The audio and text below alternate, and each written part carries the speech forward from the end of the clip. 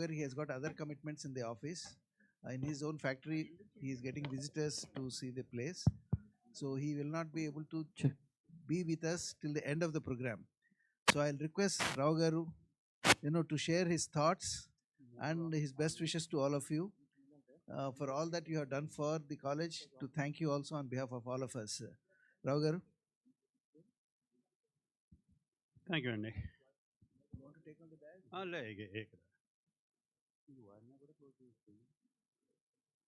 What should I call all of you? Family, sir. Hmm? Family.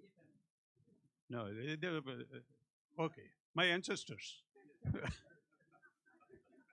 When I heard Silver Jubilee, I thought Silver Jubilee, all these people, I know them when they were this small, and they joined here with as freshers. This one, it is such a joy, I think, to know that all of you have spent a very valuable 25 years here at VNR VJIET, and my compliments to all of you. I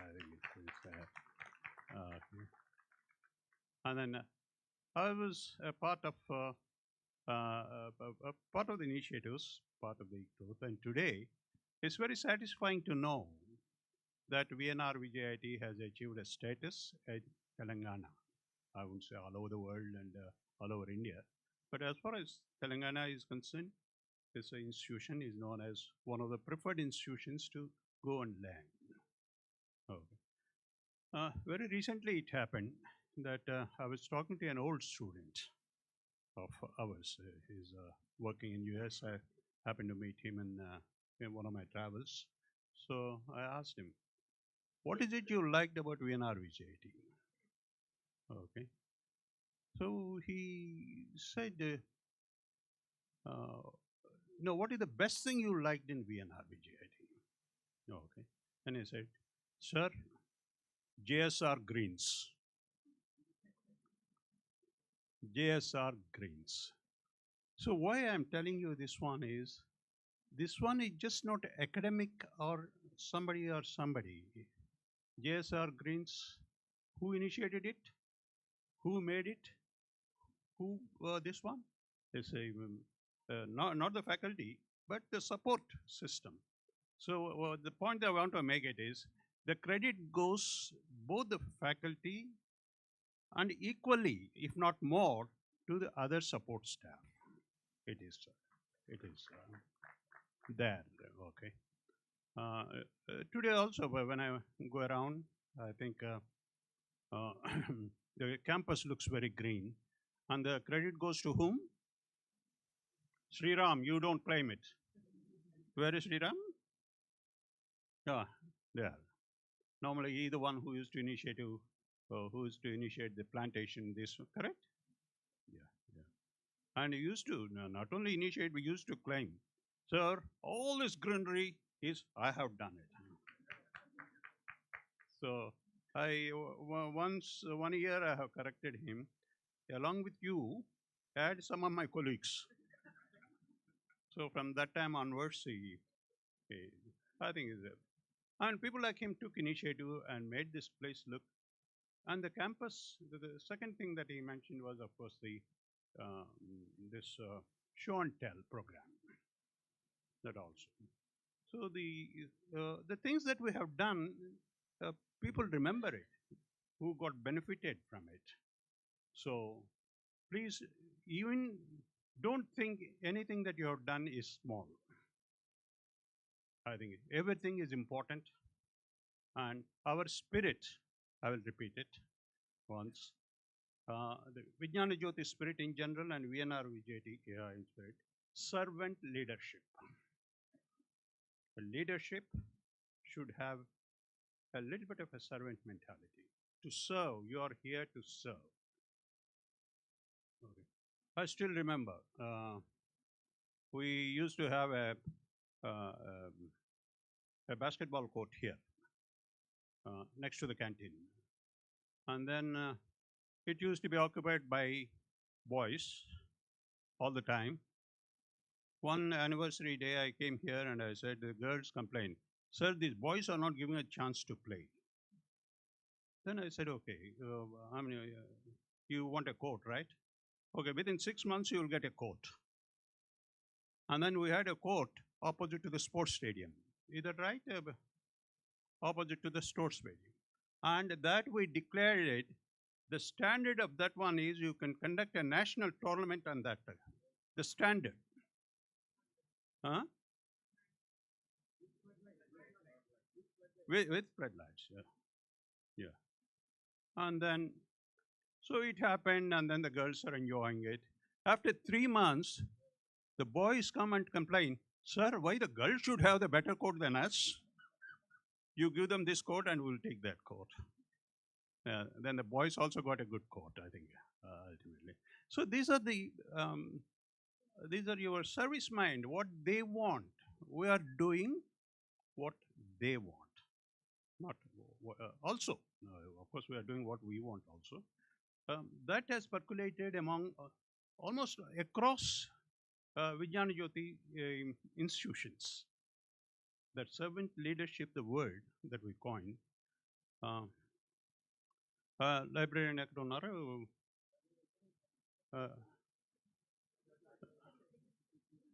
ఇక్కడ ఇంకా book ఉందా servant leadership book తీసారా? We actually got 6 copies of the servant leadership book and then circulated it all around. Okay.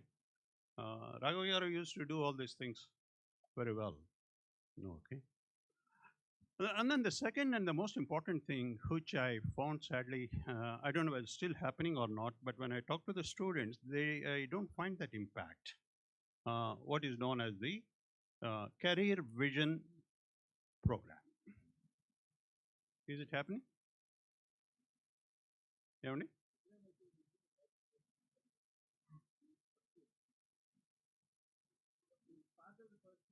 No. Impact of it. That is one thing that I think, I enjoyed it, and so the faculty that participated in it and enjoyed it. Please share that, continue that one. Career vision is, students who come here, none of them worked in industry, none of them had an exposure. If you ask them, okay, how many of you have gone to workshop? None of them will raise their hand.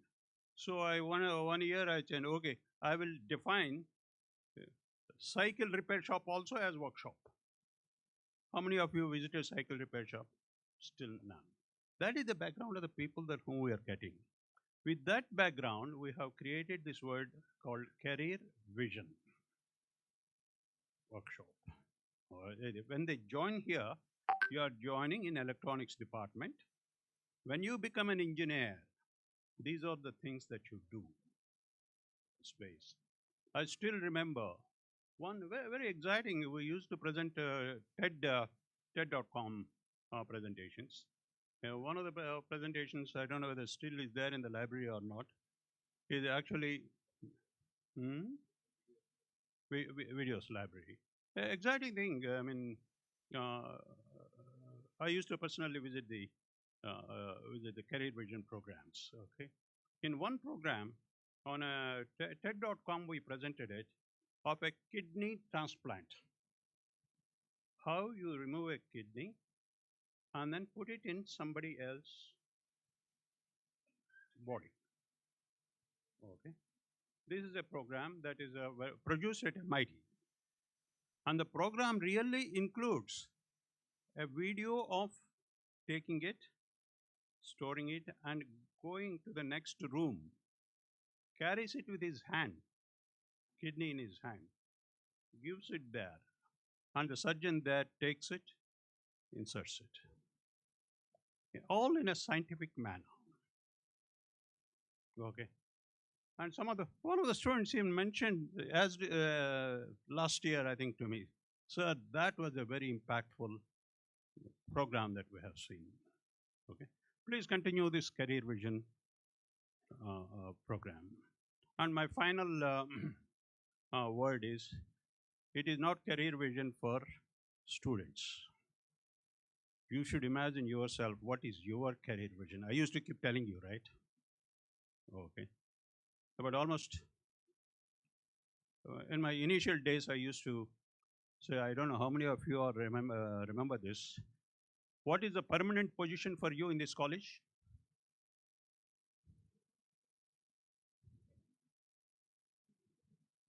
What, Karan? Faculty. No, what is the faculty? What is the permanent chair? Can you have a permanent chair, or can she have a permanent chair? Student. Okay. I think those days, I remember it, this one. The permanent seat for you in any institution of this size is your lab. Your lab, where you have created the structure, and the chair that you put in your room there. If you, I don't know whether the practice is continuing, every lab has a room, right? In charge room. The purpose of it is he is going to the permanent man there. And not only that, the room should have a transparent glass, so that the students that are working in that lab will have the exposure to the research of the faculty member there. This is my work, and it used to be open. It has a good impact. Civil engineering, I think you had a couple of the labs of that. So we had many initiatives. Now, don't think I have completed 25 years, I have become old. No, you have become 25 years younger. Okay. So keep that energy with you, keep that spirit with you. The best thing for happen to you is to become a faculty member or to be a member of an education society, non-teaching staff. The satisfaction that you get in this job, okay, you will never. It's very difficult to achieve it in any other profession or work. So you're very fortunate that way. And today, my purpose of my visit and seeking a special, though I had to go, come here only to say that, to show my gratitude to you.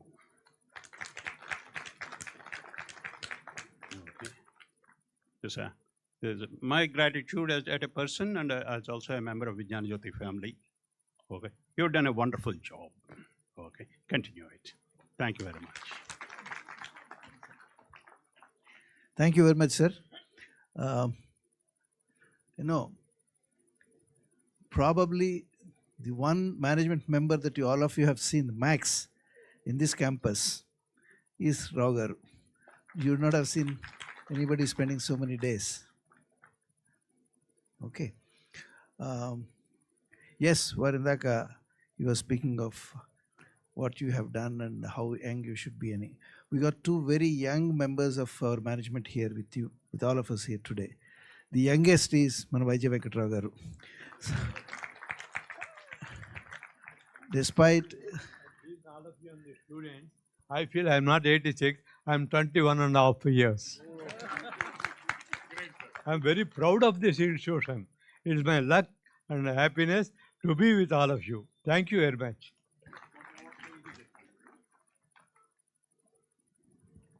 Venkatagaru, secret cheppacha? Okay. He has completed 85 years recently, and he has celebrated a grand celebration. Let's all clap for him. 85 years. There's a board there, 85. So he asked me to speak, and then I said, Venkatagaru, so cheppandi meeru akkada 85 ani undi, 8 or 5? అంటే ఆయన answer చూడండి 5 ఏనట. Good, and congratulations. The second youngest man is Manrao garu. So no, that's why I'm mentioning this is the spirit with which they come to the institution. We'd like the same spirit to be with all of you. Career visioning and varu chepnaro, career visioning to but there are so many other things that we started, Wit and Will and so many others, Pogil Chepadamu. I really don't know whether we are following them with the same intensity, with the same passion as we did it when we started them. Is it not time to revisit all of them and start implementing all of them with the same passion? Passion can never die. If you got a passion in you, it continues. నేను 36 years డిపార్ట్మెంట్లో పనిచేశాను. Retire అయ్యి 9 years అయిపోయింది. మొన్న ఎన్పిఏకి వెళ్ళాను. వెళ్ళినప్పుడు కూర్చున్నప్పుడు ఇట్లా కూర్చున్నాం కింద. One of the officers there, ఆయన సాక్స్ చూసి, మేము వేసుకున్నప్పుడు సాక్స్ మీరు ఇప్పుడు అవే వేస్తున్నారు, why can't you move to a better socks? Because I know I have seen them. ఆ సాక్స్ కొన్ని రోజులు అయిన తర్వాత సాగుతాయి, తర్వాత కిందకి జారిపోతూ ఉంటాయి. Why don't we mean world has changed but we are not changing. అంటే ఆయన నవ్వుతున్నాడు, ఏం సార్ మీరు డిపార్ట్మెంట్లోనే ఉన్నారనుకుంటున్నారు, మీరు రిటైర్ అయిపోయారు, గుర్తుపెట్టుకోండి అని చెప్పి. So passion can never die. Passion is inbuilt within you. So that's what we want in all of you. And the same passion we want you to teach to the students. Now teach, no longer. Rather, the style of what we are doing, teaching another, in fact, for quite some time I had been speaking about it. We no longer teach in this world. The days of teaching are gone. We only have to facilitate learning. If we do not facilitate learning, if we don't become facilitators, then probably after some time we'll become irrelevant. The whole world is changing enormously. Recently there was one training program that was conducted in VJIM. Somebody came from England and he was teaching them. Basically he teaches the art of teaching in engineering colleges. But since they requested, he modified it to speak to them about art of teaching in management colleges. Now, for the first time, I heard teachers saying that, wow, sir, he blew our mind away on how we should change our style of teaching. In fact, we started adopting them right now. And he's here, right here. Our director, VJIM. So am I saying the right thing or the wrong thing, Andy? What was his name?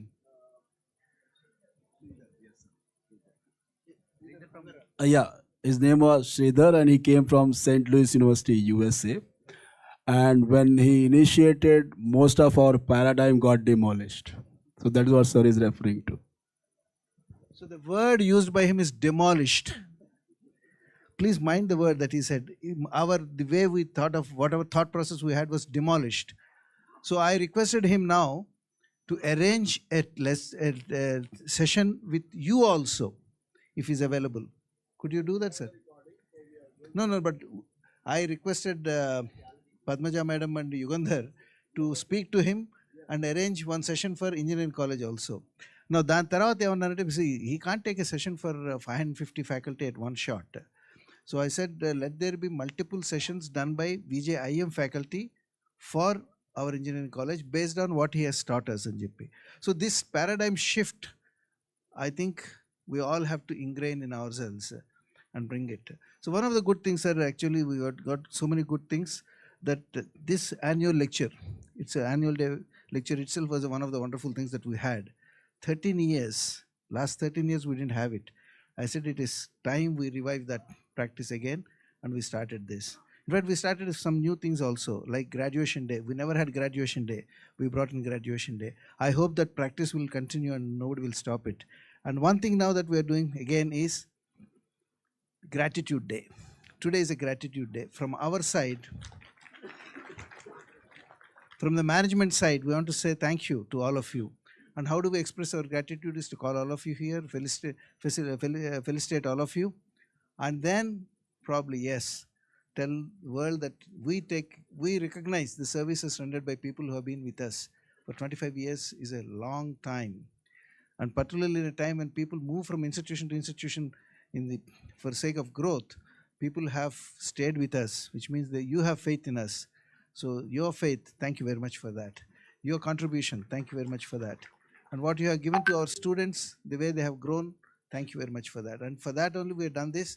And I hope that we'll be able to continue this year after year.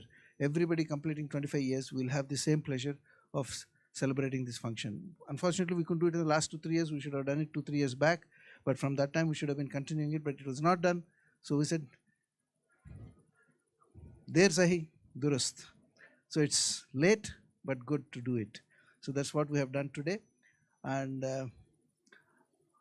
I hope that all of you will cherish this day as we cherish it.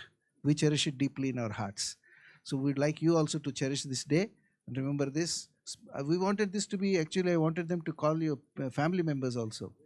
Yes, it's an invitation to the family because we'd like your family members all to see that maybe there were times when family members complain, what is this, you're spending so much time for this? You have no time for the family. Because I faced that problem. I face the problem that my wife and children would complain, "Ki, you have no time for us. You have only time for the service and all this."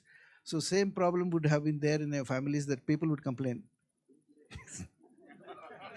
That problem continues for me even till today.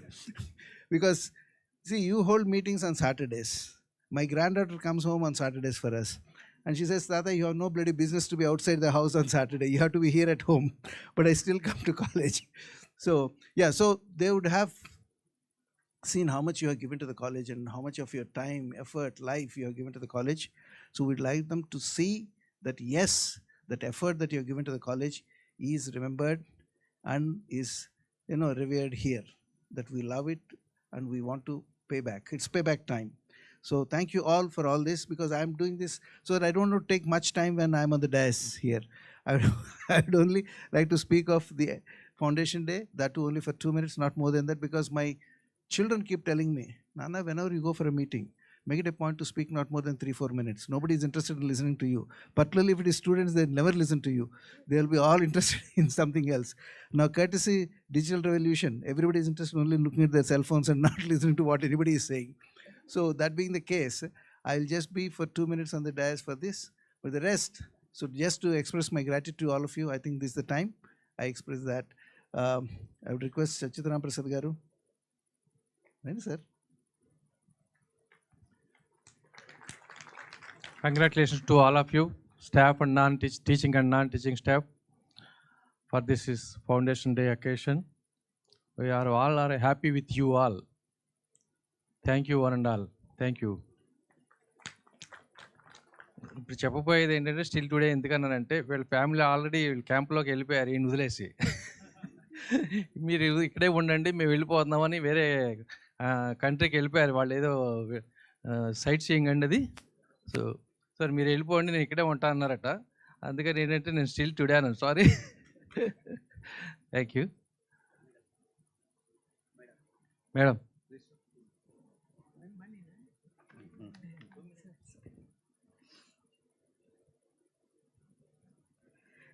Basically, it is a time to express gratitude. It's great that a group of people got together 30 years back and they had this vision that let us give back to the society. They were all entrepreneurs. They had done well in their careers, set up companies, earned money. They are all a role model for each and every one of our students. So it's great that at the culmination of their career and when they have done well in life, they thought of giving back to society and they set up this institution. So it's a time for us to appreciate their vision, and we are all here, we are all earning money, and we are all in turn guiding others because of their vision. So it's just a thank you to all of them.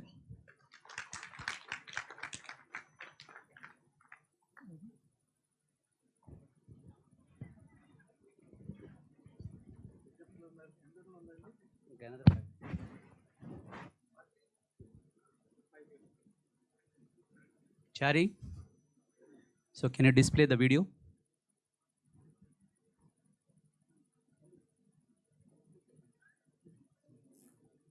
So we are going to display the 5-6 minutes.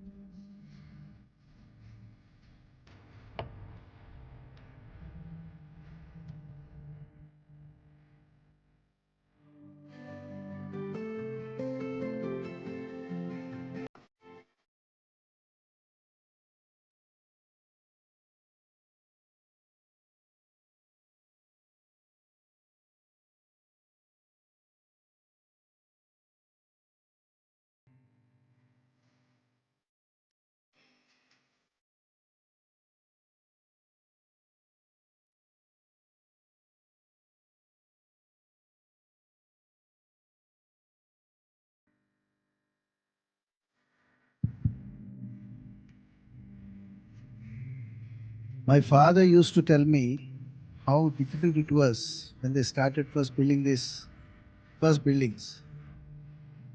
ప్రతి వారం end వచ్చేసరికి ఈ వారం లేబర్కి payment ఎట్లా చేయాలి, మనం డబ్బులు ఎక్కడి నుంచి పట్టుకోవాలని చూసిన రోజులు ఉన్నవి. The other day, in fact, Srihari came that side, and my father కలుస్తుండే, I made him see, meet him. Then they were both remembering the old days. ఎట్లా చేశారు, ఎట్లా కట్టారు అని చెప్పేసి అని. Buildings is one part of it, structures is one part. But institution is not structures. Institution is much more than structures, and that much more is all of you. You have made this what it is today. Indak varannaru, we are considered the best in Telangana, if not in India and Jappi. And that happened because of your contribution, whatever you have done all these years.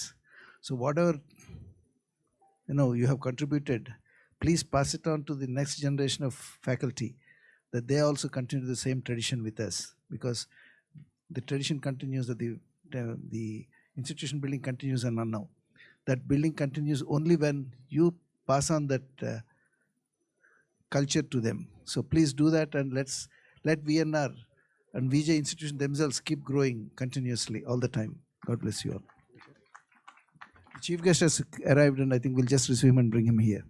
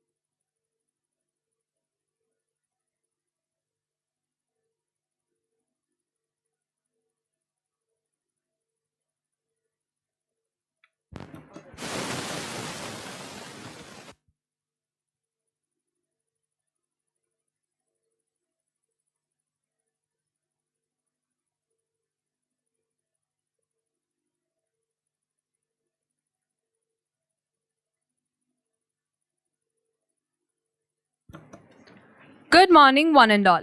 Honorable Chief Guest, honorable members of the management, respected principal, distinguished guests, faculty members, staff, students, awardees, and esteemed invitees. It gives me immense pleasure to welcome you all to the Foundation Day lecture, followed by the Silver Jubilee Awardees Felicitation. This occasion holds special significance as VNR VJIET proudly completes 30 years of its remarkable journey in higher education. 30 years stand not merely as a measure of time, but as legacy of vision transformed into action. From its humble beginnings to its present stature as a premier institution, VNR VJIET's journey reflects resilience, foresight, and an unwavering commitment to quality education.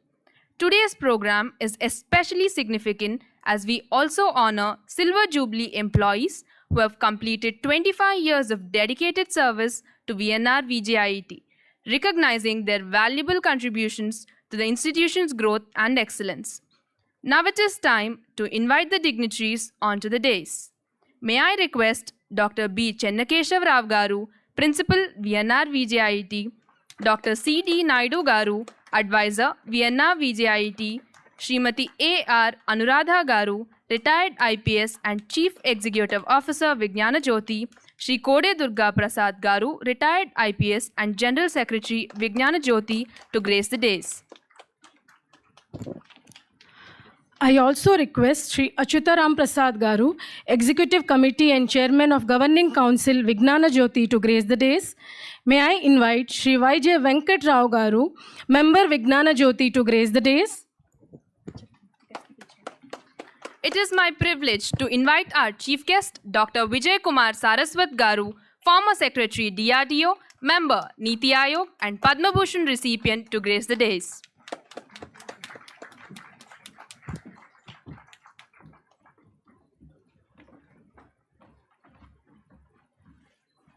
Thank you, sir. To begin this occasion on an auspicious note, I invite all esteemed guests to light the lamp marking the inauguration of the Foundation Day lecture.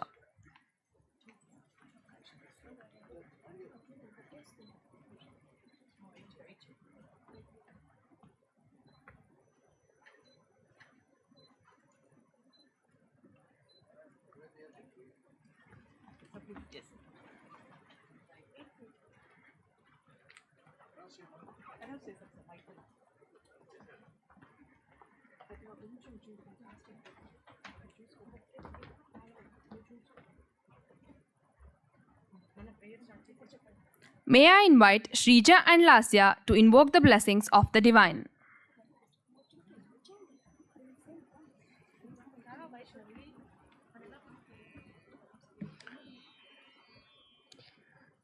Ya kundendu tusharahara dhavala ya subra vastranvita ya veena varadanda manditakara ya Shweta Padmasana Ya Brahmarchuta Shankara Prabhritibhir Devai Sada Pujitam Saman Patu Saraswati Bhagavati Nishesha Jadyapaha.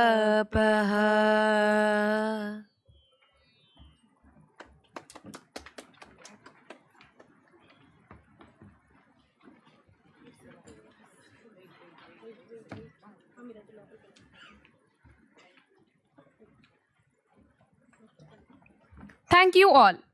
May I invite Dr. B. Chennakeshav Rao Garu, Principal, VNR VJIET, to address the gathering.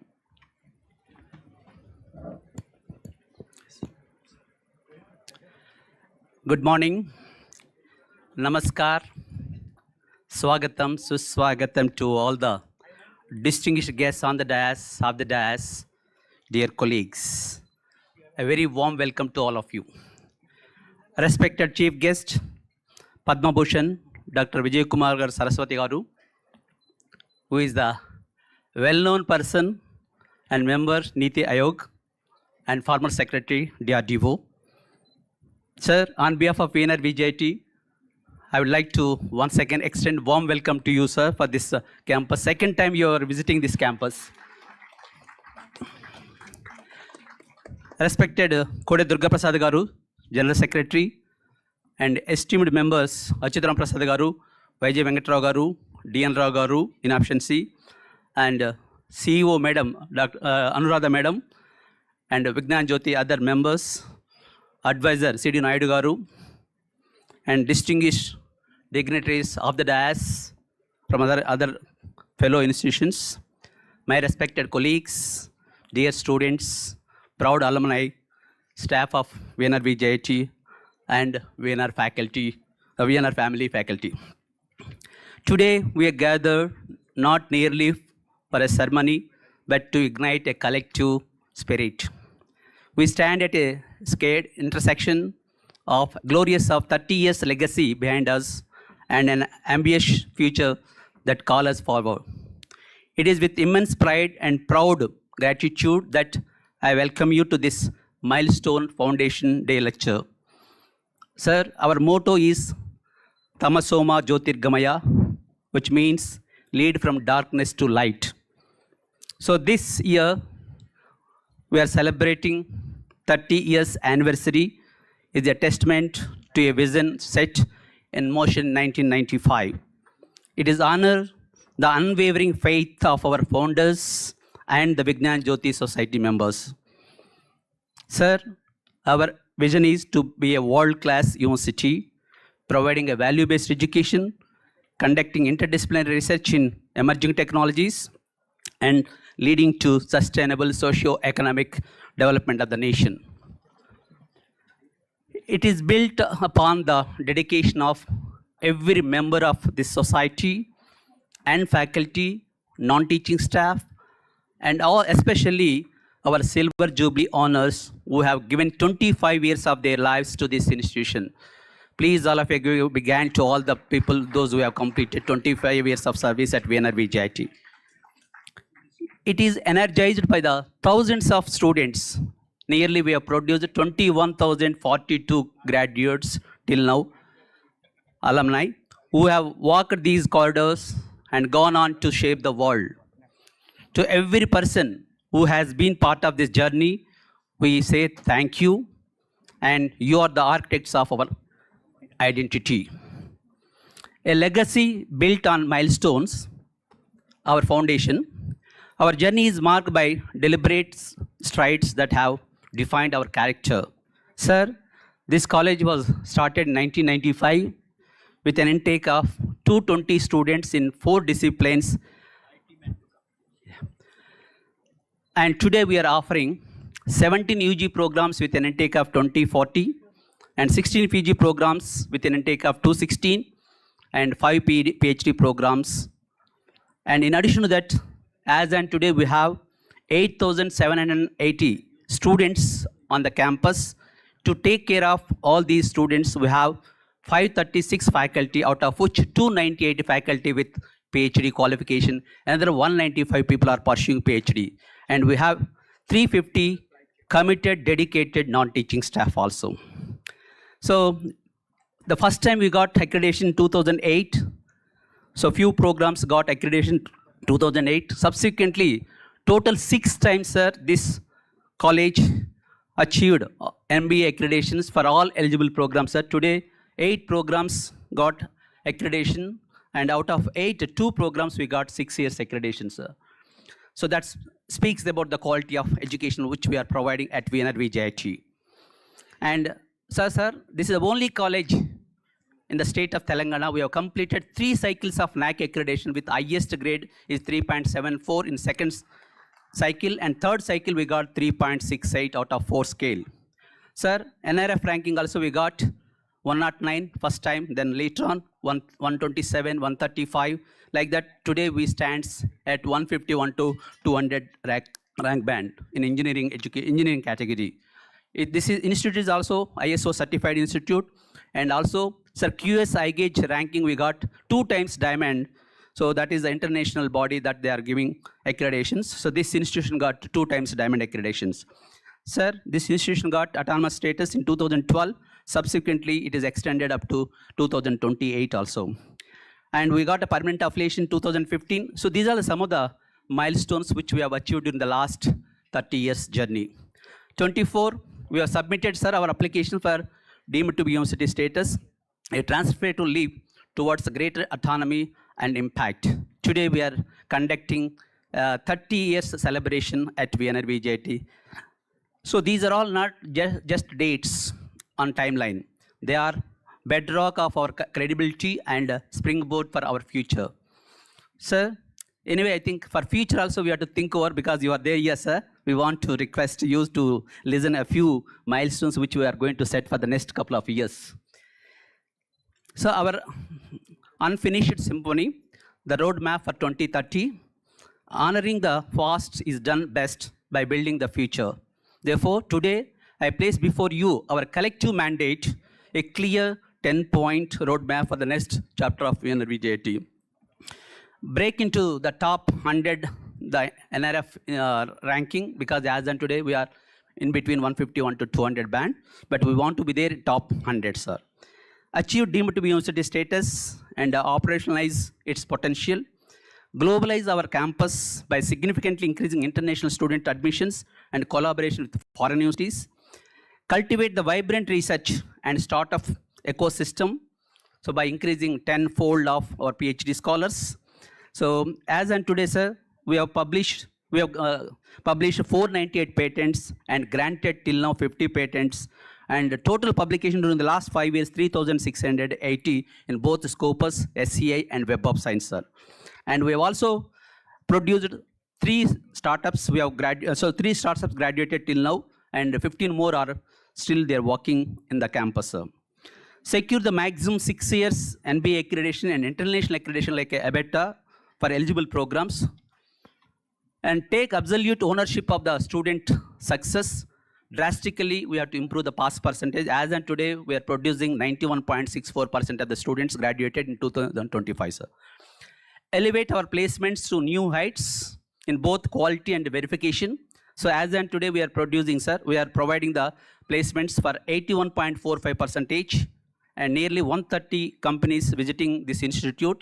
And the maximum package, that is last time we got it 92 lakhs provided by the rubric, and 70 lakhs Google, 51 lakhs Microsoft, and 46 lakhs Amazon.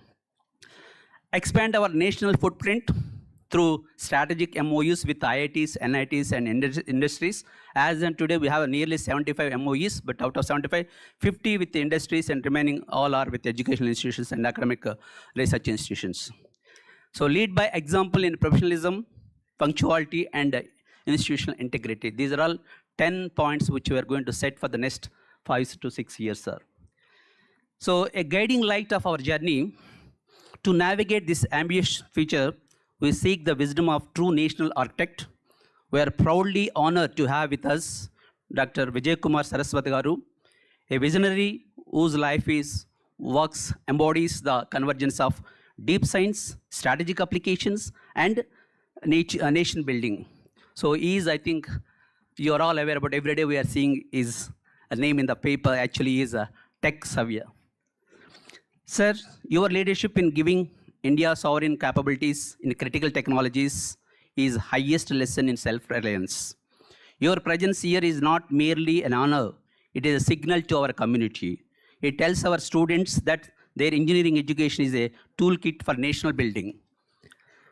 It challenges our faculty to align their research with the strategic needs of our country.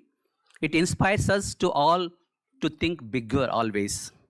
We are eager to receive your guidance, sir, as we strive to transform VNR VJIET into a deemed to be university status or a private university that does not just produce the graduates, but forges solutions built for India. A call for collective action. Therefore, let this 30th Foundation Day be our recalibration. Let the celebrations of this morning fuel the resolutions of tomorrow. I call upon every member of our community, to our faculty, be the mentor who ignite curiosity and the researchers who dare to solve real-world problems. Our students, you are not just learners, you are the pioneer of the next decade. So engage deeply and build relentlessly. To our staff, your commitment is the engine of our institution. Take pride in enabling excellence. To our alumni, you are our legacy and our bridge to the world. Guide us, challenges us, partner with us. So the vision is clear, the roadmap is set, the time is for execution is now. With a great hope and shared resolve, I welcome you all to these inspiring celebrations and declare the proceedings open. Thank you. Jai Hind. Thank you, sir. May I request Dr. C.D. Naidu Garu, Advisor, VNR VJIET, to address the gathering.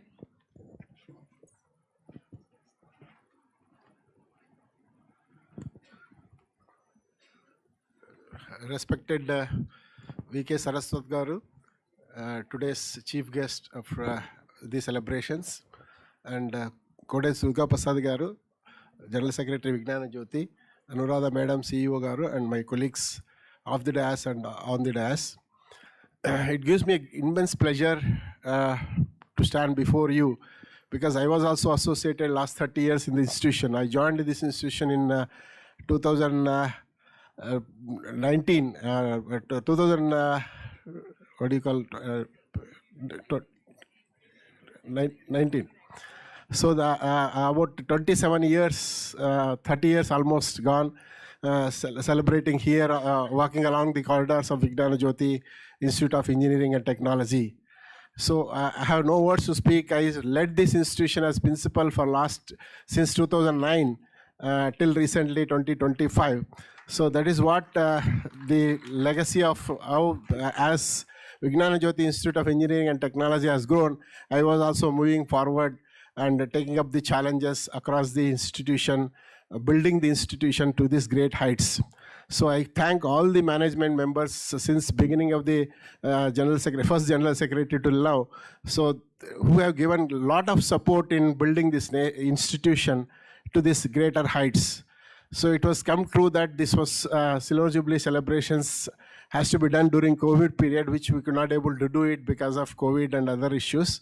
So now it has come true that we have a great occasion to honor all our faculty who served this institution 25 years plus in this institution. So with great joy, I wish all of my colleagues great luck and bright future for this institution in the future to go. Wish you good luck for all the VNR VJIET family. Thank you. Thank you, sir, for your inspiring and insightful address. I deem it a privilege to invite Sri Kode Durga Prasad Garu, retired IPS and General Secretary, VIGNANA JYOTHI, to address the gathering. Thank you, Dilli. Good morning, everybody. It's a great pleasure to be addressing from the dais where Dr. V.K. Saraswat is seated as one of the dignitaries on the dais. Thank you very much, sir, for being with us today. I have known him for many years now, from his days as Chief of DRDO till today's present day as a member of the Niti Aayog, the present day avatar of the erstwhile Planning Commission. You heard our principal mentioning about the future, what the targets he has set for it and what's the path that he has set for us. So same way, he is the one who is setting the targets and the path for the country. Thank you, sir, for being there to share your thoughts with all of us. I'll just take one moment, sir, to mention that since your last visit to us 13 years ago, or 2013, that was the time when we had our last annual Foundation Day lecture. Because you were asking us whether is this the 30th Foundation Day lecture? No, it's not so, because in between there had been an interregnum. We started again, and that starting happens with Aapke Haathon Se Ho Raha Hai. We thank you very much for that. So we today have restarted a practice, a wonderful practice which we had for many years, and I hope that this tradition will continue and the restarting that has been done today will be an inspiring thing for all of us year on year. With this, I thank all of you for being here today with us. And then let's have the lecture. I would request Sri J.S. Rao Garu, our former General Secretary, to come onto the dais and grace the dais along with the other members.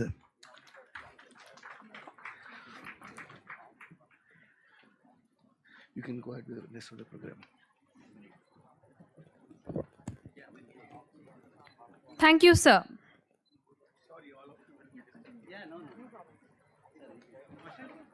May I invite Sai Kaushik to introduce our chief guest, Dr. Vijay Kumar Saraswat Garu.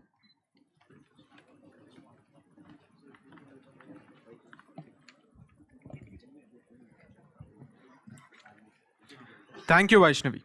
It is an honor and privilege to introduce Dr. Vijay Kumar Saraswat Garu, Member Niti Aayog, Government of India.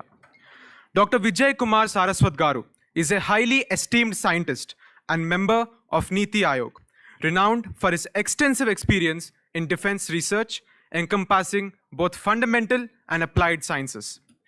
Having served as a secretary of the Defense Research and Development Organization, DRDO, he has made remarkable contributions to the indigenous development of various missiles like Prithvi, Dhanush, Prahar, and Agni 5, as well as the two-tiered ballistic missile defense system. Dr. Saraswat Garu played a pivotal role in establishing infrastructure to support the nuclear doctrine, developing cybersecurity technologies, and enhancing the nation's defensive capabilities against ballistic missile threats. Furthermore, he has been actively involved in the development of alternative energy systems, such as clean coal technologies, concentrated solar power system, bioenergy, and hydrogen-based economies. He has been pursuing major initiatives in the sustainable and resilient transportation system via e-vehicles, FCV, hybrid vehicles, and hydrogen-powered long-haul transport system. Dr. Saraswat Garu has made significant contributions to the advancement of technology, including the development of silicon photonics and the configuration of the M processor for ICT applications and the roadmap for the Indian Railway Research Institute. As a member of Niti Aayog, Dr. Saraswat Garu has initiated the Methanol Economy Program, aiming to utilize methanol for transportation, energy generation, and chemical production. Additionally, he has chaired committees on technical textiles and body armor, contributing to the futuristic growth of these sectors in India. Dr. Saraswat's outstanding achievements have been recognized through numerous awards, including the Padma Shri and Padma Bhushan, as well as honorary doctorates from over 25 universities. Sir, it is indeed an honor to have you here with us on this occasion. Ladies and gentlemen, please join me in welcoming Dr. Vijay Kumar Saraswat Garu to deliver the Foundation Day lecture.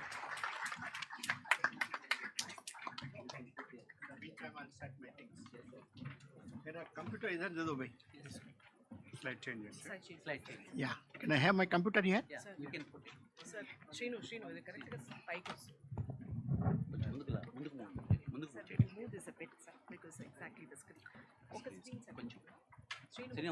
This is going to be projected on this? No, sir, we have this. You have. No. Okay. So you have to bring this down. Then I have to go forward. Yeah. Yes, it's fine, sir. Now. ये थोड़ा side में करो. Sir, move up, sir. It's coming now. Sir, this is from yes, sir.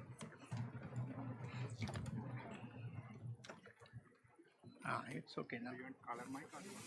This is okay. Just if it works, fine. Yeah. Slide change it. 1 minute. Then you can directly connect now. Then I don't need your slide changer. I can change from here. Yes, sir, you can do it. Yeah. It is gone. I don't need. Once I change this, it's not coming here. See that it comes here. Yes, sir. It's ready. అందరికీ namaskar. Very good. Now we are in the afternoon mode. No, we are still in the morning mode. So, very good morning. My greetings to all of you for the New Year 2026. And after listening to the journey of the last 30 years of VIGNANA JYOTHI, I'm quite certain that this institution is going to grow immensely over the years because you have done a human work. For the 30 years you have spent, I would like to congratulate the team on this Foundation Day. Sorry to hear that you had an interruption in the series of Foundation Day celebration, but I fully endorse the views of Dr. Durga Prasad.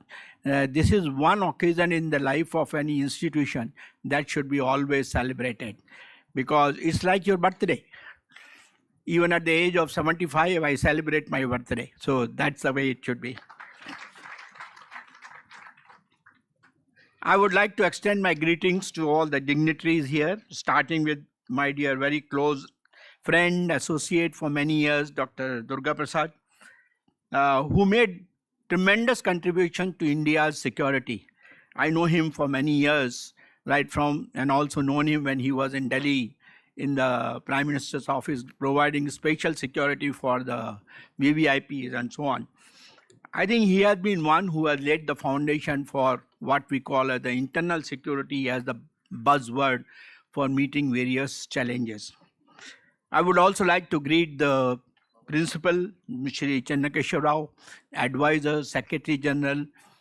I'm not able to recall all the names, but all the same, my greetings to all of you. Also, I would like to greet the faculty members who have been responsible for training, mentoring all young students for the last so many years, which has resulted in what we call today as India becoming the house for the global human resource. Because I don't know how many students every year migrate to foreign institutions from this institution. But generally what we are seeing that India is really contributing to the world global human resource requirement. So I'm sure VIGNANA JYOTHI is also doing the same thing. Friends, I'm going to talk to you about my favorite subject. I am of the opinion that any educational institution cannot be complete, cannot be productive unless it has a good research and innovation ecosystem. Particularly in the today's scenario when India is looking to what we call as becoming self-reliant. And we are also talking of VIGNANA Bharat. We are talking, our Honorable Prime Minister's call is that we have to be VIGNANA Bharat at the 2047. And we have to be self-reliant, Atmanirbhar. These two words have got a lot of meaning. Many people think that VIGNANA Bharat means everybody will have everything. But there are indicators which are required to be reckoned with when we call us VIGNANA Bharat. So for India to become a VIGNANA Bharat, there are three areas. We should achieve sustained economic growth. Today, everybody is saying that despite the downturn in the global economic era, you find that India is growing at the rate of 6 to 8%, average about 7%. So that shows that our economy is robust now and it is really going into that. But yesterday I was watching a podcast by somebody on the net and he was telling that if India has to become a 30 trillion economy or come to same what the US has, US is about 37 trillion today and they are growing at the rate of only less than 4%. So if we have to catch up with what US has done, we have to grow at the rate of 13%. That means that is the place where all of you have to contribute to take our economy from 7% to 13%. Poverty reduction is one major requirement, all of us know. Multidimensional poverty we have done significantly well, but poverty measured in terms of income, I think we are not doing well. We are about $5,000 and the world is in the region of $20,000 to $25,000. So we have to catch up on that. Similarly, any economy has to grow only if it is significantly strong in the innovation in science and technology. If we are not an innovative nation, we cannot catch up. You have seen a country like Israel, I don't know how many of you have read that book by some famous Israeli author, which is about Startup Nation. And there you can see a small country like that, today in the innovation it tops. The kind of innovation they are doing and bringing economic impact is fantastic. Second part, which is also important for Atmanirbharta, is that we have to have environmental sustainability, because economic growth without environmental sustainability is like not having a place to live, although you have all the resources. So for us to remain alive on this planet Earth and have our future generations to to remain peacefully, provide all the natural resources what they have, keep the environment clean so they are healthy, I think it is important that we have to work for economic growth with environmental sustainability. And the last point is, all of us know that there is a lot of differential between haves and have-nots. So it has to be an inclusive society, inclusive in the sense that everybody has equitable distribution of wealth, resources, and they are all living well. So all citizens should be able to get quality education. They should be able to have good health care, and they should have opportunities for advancement.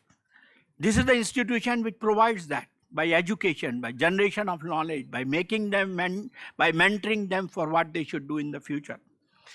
So the Atmanirbhar Bharat, we have set a few goals, because merely qualitative indicators will not help. The quantitative part is the 30 trillion economy by 2047. And we also want to become self-reliant in science and technology. Particularly, my definition of self-reliance is a bit different from what many others feel. My definition, having come from defense where I have suffered, I mean as a nation has suffered from the controls which were exercised on technology availability for our nation, is independence from controls. We should be able to out of the controls, and hence self-reliance in S&T is very important. For environmental sustainability, we have to bring carbon neutrality, and that is another part which our Honorable Prime, that is the goal we have set for ourselves, and that requires tremendous technological inputs in all our energy scenario, particularly when the energy demand with the industry in 2030, just about 4 years away, the energy demand is going to be of the order of 937 gigawatts. And then you can imagine from 475 today what we are, it's almost going to be, and for the to be able to provide jobs. You must be wondering why I have put this adjective to the industry. I have put this adjective industry because for stable economic growth from one end to another one. If we want to create wealth, it is through management to work on that. So the leadership, where shooting all of them which are emerging, and green growth with renewable energy, electric vehicles, and climate action. And for the young, what we need is job providers, not job seekers. So entrepreneurship and digital economy becomes a very, very important part, which should be driven by 20 plan. So in other words, research industrial growth, it boosts the GDP and wealth creation, and also increases global competitiveness. So that is the, if you remember, if you want to be okay, then you have to have research. Now, Congress, 25 years or 30 years, I must say, because 94 onwards, we got into a target in 2015 that we should go push the manufacturing, because that is the one which will create more and more jobs. That can happen because we have to change our industrial system through what we call as the Industry 4.0 or automation and things like that. We have to also meet the critical national challenges, which are climate change, energy security, healthcare for all, agriculture, all needs. We should see why I'm talking so much. Almost every nation that has leapfrogged over the last 50 years has done through strategic investment in research and innovation this time. The investment of the private sector in the research is abysmally low. I don't want to give a number because it's less than 1%. So that is the kind of a problem. Whereas if you see firms, 90% come from there.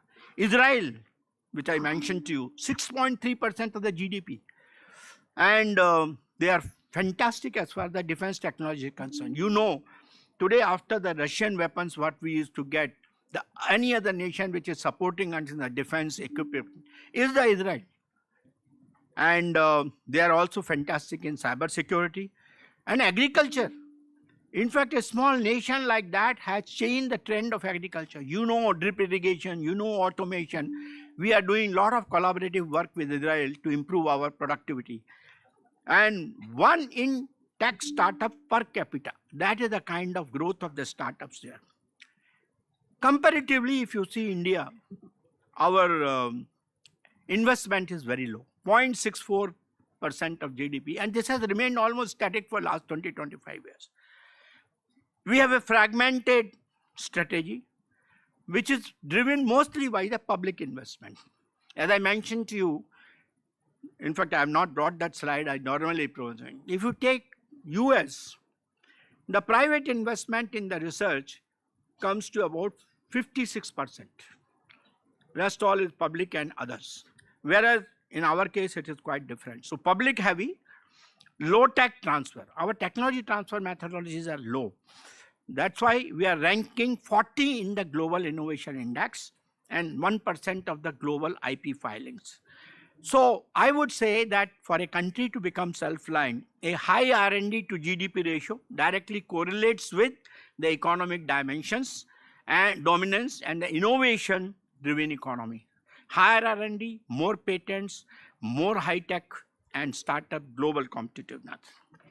Now, one should understand how is the research and innovation linked. Actually, it is a kind of a continuum. Whatever research you do, whether it is fundamental research, applied research, and ultimately translational research, all this is an integral part of the innovation cycle. If you see, innovation starts with random tinkering, basic research and breakthroughs. Then you go into the discovery mode where you have basic and applied research. Then based on that, you do development. That is where the engineering institution like yours come. And finally, it goes into manufacturing domain. So that is the innovation loop. And it is, innovation does not begin where the research ends. No, it's continuous. It's a loop. Innovation loop leverages a hybrid innovation management model based on science, invention, engineering, and manufacturing. To become an innovation-led economy, India must integrate knowledge creation with value creation. And that is one point which our Honorable Prime Minister mentioned, that our research has been purely for the benefit of the individual researchers.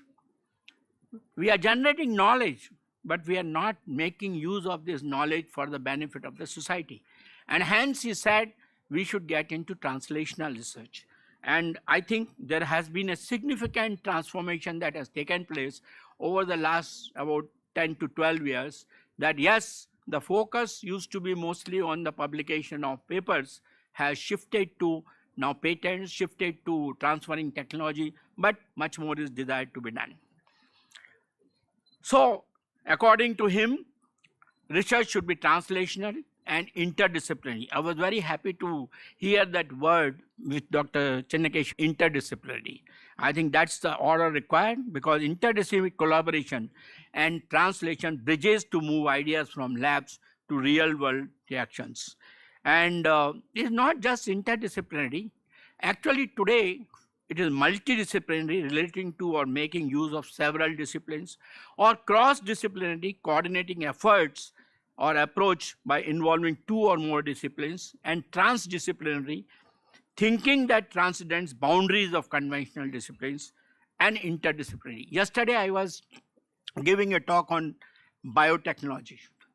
And when I mentioned to you that biotechnology can be used for carbon capture and utilization using the bioprocesses, it was tremendous energy in the biotechnologies, because I realized that they have to integrate the chemical technologies which are there for carbon capture, for conversion of the carbon dioxide into fuels or any other application, they need to use, in addition to the chemical processes, the biological processes, because then it becomes net carbon negative, because biological cycles are completely closed cycle because of the nature.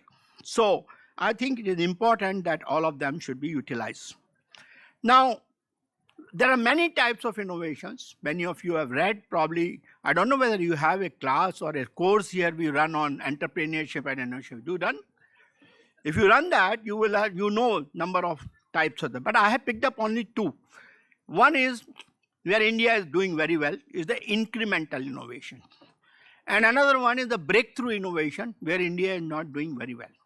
Because we yet to find either any innovation which has got a name in the global market, or any research, major research, forget about what Dr. C.V. Raman did or some other, or a few other Nobel laureates of India have done. That's called outliers. But in general, breakthrough innovation is much to be desired. The impact of the incremental innovation is low, and that's what is happening to our economy. Incremental innovation does not impact much, but it enhances existing products and also improves the services. Whereas if you do a breakthrough innovation, it will have a high impact and it can transform industries. Risk is less when you do the incremental. So that's why we are all, because India is a risk-averse nation. We don't like to take risks. It's in our blood. We don't want to take risks. So builds on existing technologies and processes, whereas breakthrough is high risk and untested nature. Frequency also, if you see, we are very happy, more and more frequent occurs, whereas breakthrough is infrequent. Time frames are also short for incremental, whereas breakthrough requires long term. And investment also requires moderate investment, whereas breakthrough innovation requires more investment and resources.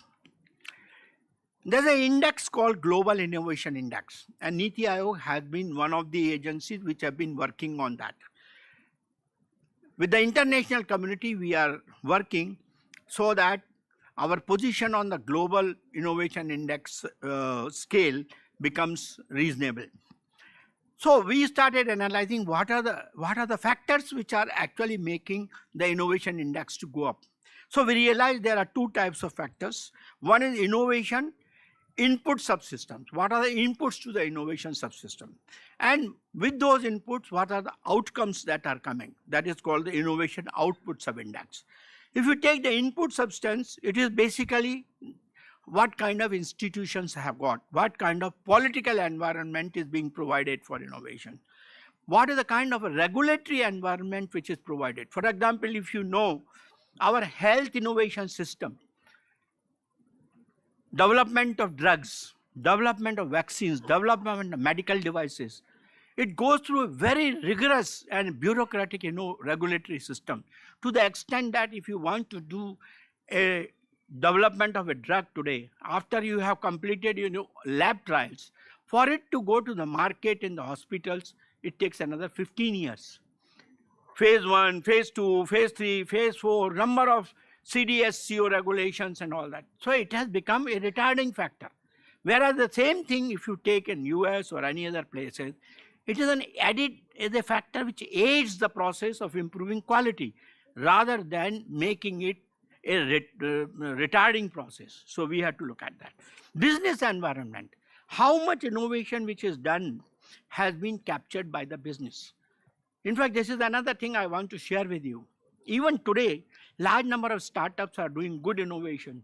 When it comes down to taking that product into the market, we still import the Chinese or the Americans.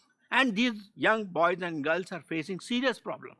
Because the business environment actually of Indian system does not depend on research. Because we have been used to picking technologies from outside, and we have been integrating products, subsystems based upon kit of parts or based upon items that, the solar energy, what is happening. For last 20 years, we are now doing solar energy in a big way. We have got almost in the renewable energy, solar is number 1. Okay? But what is the percentage of value addition which is done in the Indian solar energy scenario? Not even 20%. It has become a mason's job, because all the panels come from China. He has to only bring a small guy who is going to make a pillar and erect the panel. That is not the one which counts. So business environment becomes very important. Human capital. They also indicate what is the kind of education system we have. Whether we are really making our people learn what is called innovation, we are run the STEM and things like that. And particularly it is applicable to tertiary education. And what is the R&D environment I mentioned to you. Next comes infrastructure. What is the communication, information, communication technology infrastructure? India fortunately is doing very well now. General infrastructure and ecological sustainability. Market, whether the market is able to provide credit. What kind of credit to the startup companies, investments are coming. I will give you another example. All our startups today, this is about investment coming from the industry. They may start a small startup with the government funding to start with, because we have early startup funding programs in the government. But when it comes down to enhancing the funds, venture capitalists in our country are averse to supporting that. So most of our startup companies who have done some good work, they find foreign investors to come in. For example, even in your city of Hyderabad, the space investors, startups are there today, like Agnikul and this, that, and all that. Many of them initially started with ISRO funding or some funding. But today when they want to grow, all the funding is coming from Singapore or US or Japan or someplace. Why? Because our own investors are still averse to funding the startups. So that is our one negative point. Business sophistication. How many type of knowledge workers, what is the knowledge innovation link and knowledge absorption. On the outcome side, they also measure what is called knowledge technology outputs. Have we created knowledge? Have we created knowledge or not? Knowledge, what impact it has made in terms of growth, economic growth, in terms of social welfare and things like that. And how much knowledge you have diffused. A knowledge remaining in IIT does not make sense unless it is diffused into industry or diffused into other colleges. Creative outputs like intangible assets, creative goods, and so all this when we put together, all these go into making the counting the global innovation index. Fortunately, in the last 15 years, there has been a significant change because our focus has gone on translational research and innovation, research and innovation. India has successfully risen from 76 in 2014 to today we are to 39. This year's thing will come now and we have to see. I think we are almost coming to 38 or something. Indicators are there. India's research and innovation landscape, which has transformed in the last 10 to 15 years. Today we are third largest startup ecosystem. Today we have got 3+ startups added per hour in 2023. I think this number is old, probably it must have changed more.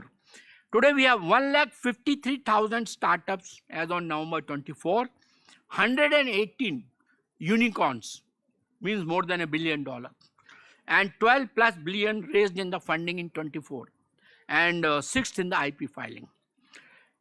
And one of the most important thing is, even in the area where we used to do well, we have improved that our publications, research publication, which used to be 20,000, has gone to almost about 150,000.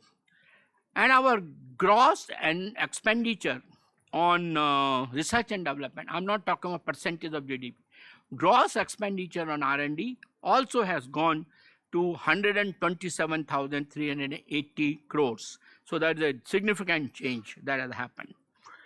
Now, what are the sectors which are actually driving research and innovation? One of the major sectors is IT sector, where IT is outsourcing leader. We are a global outsourcing leader. Company outsource the IT services. One of the largest, most advanced in the world today. Green transition, third largest in solar energy production. And we pursue net zero, all I mentioned to you. Healthcare, global leader in production of affordable and high quality generic medicines.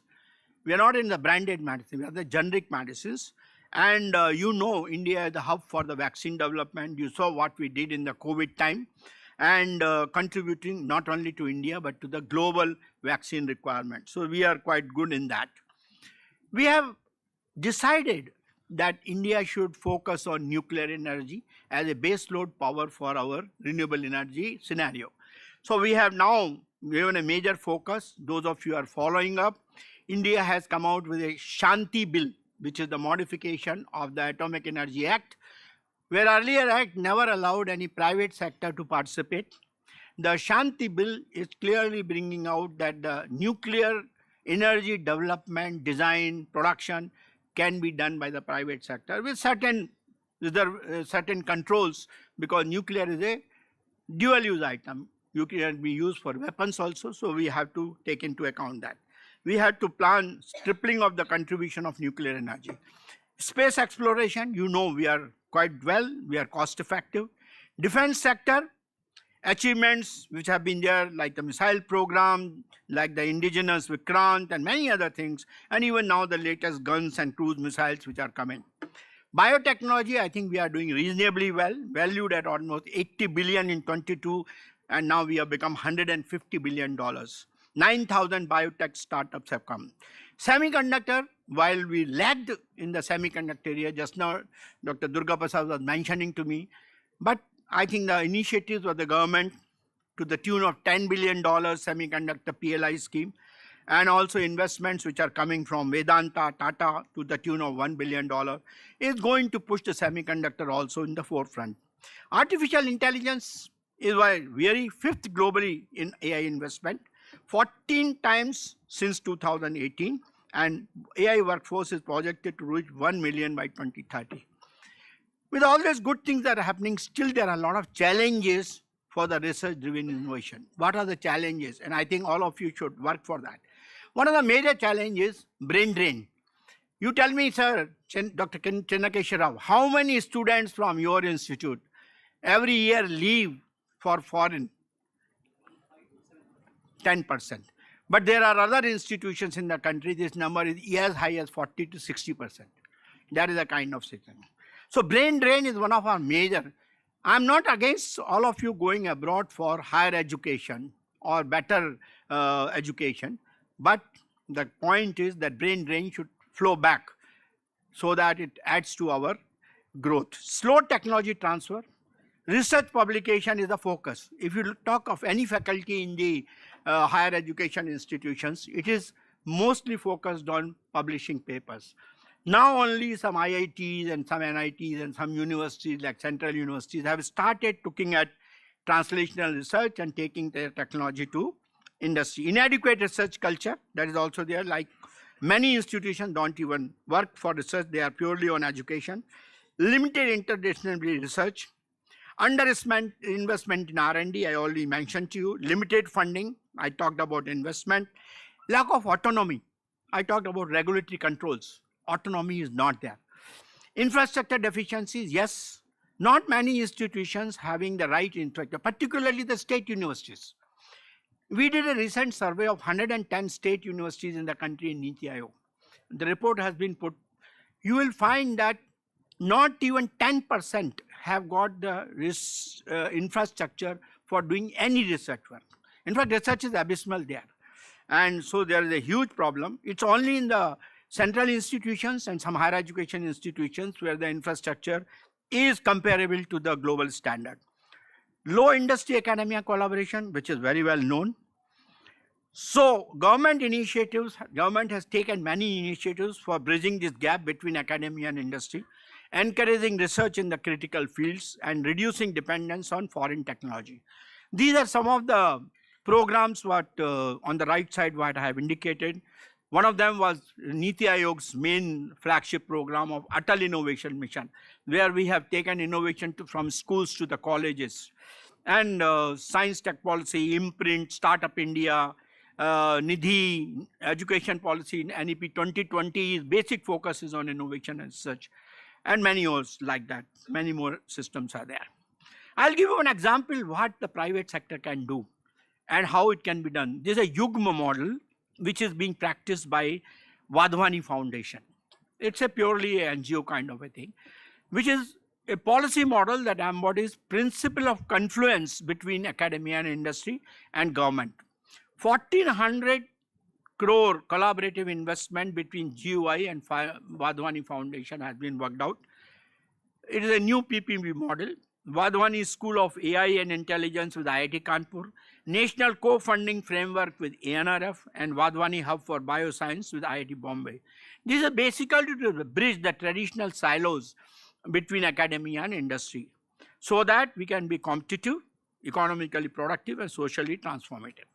Similar scheme is like PM Vidya Lakshmi scheme, which integrates education financing with skilling pathways, providing accessible loans, scholarships, and career guidance. And in this, over 7,000 internships and innovation cells have been created. And these cells can provide real-time exposure to R&D labs, startups, and global operations.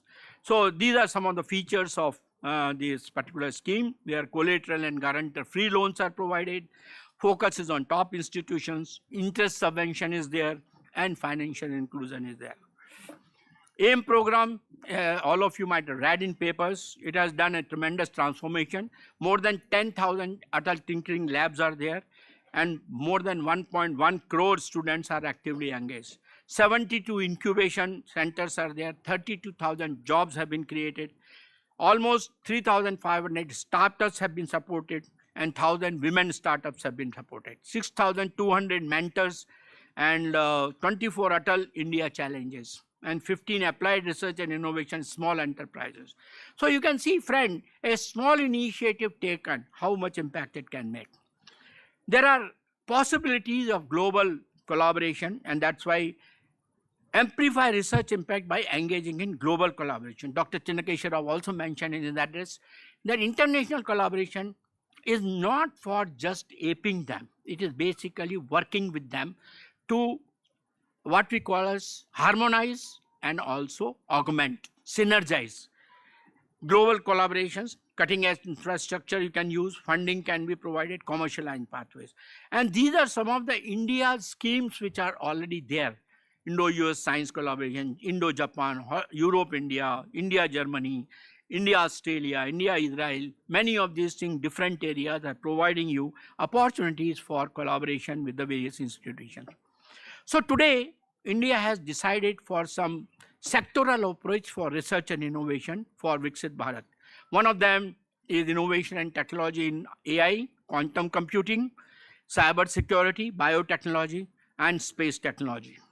Similarly, we have social welfare and inclusive development plan in terms of healthcare like precision diagnostics and telemedicine. Education, we all know AI tutors in regional languages and skilling through the immersive AR, VR technologies. Social inclusion like tech-enabled assistive devices. Industry, our focus is mainly on Industry 4.0, advanced robotics and additive manufacturing. Energy, I mentioned to you, nuclear, particularly SMR, small modular nuclear reactors, and green hydrogen. In fact, this is basically the government word, but personally I feel the hydrogen need not be given a color. Hydrogen is hydrogen. The way you use it is important. So infrastructure, it could be blue hydrogen, it could be white hydrogen, pink hydrogen, or whatever, magenta hydrogen, it doesn't matter. But hydrogen produced at an affordable cost without causing harm to the environment is what we should look at. Infrastructure development like smart grids, hyperloop, and so on. And agriculture, genetically resilient, climate resilient, and vertical farming and small irrigation. Good governance, I see some very wizards in the security, Dr. Prasad, Durga Prasad, and Madam Anuradha. Law and order, AI is required in policing. Forensic genomics, smart surveillance, and with privacy checks. National security, dual-use drone technology. You saw the use of drones in the Operation Sindoor. It was a drone war. It was so much, and even today we are facing problems. So use of drone technology, satellite-based intelligence. We realized how the pendulum in a war can change if you have satellite information. I don't know how many of you are aware that Operation Sindoor, the complete real-time information about India's activities was being provided to Pakistan by the Chinese satellites in a real-time basis.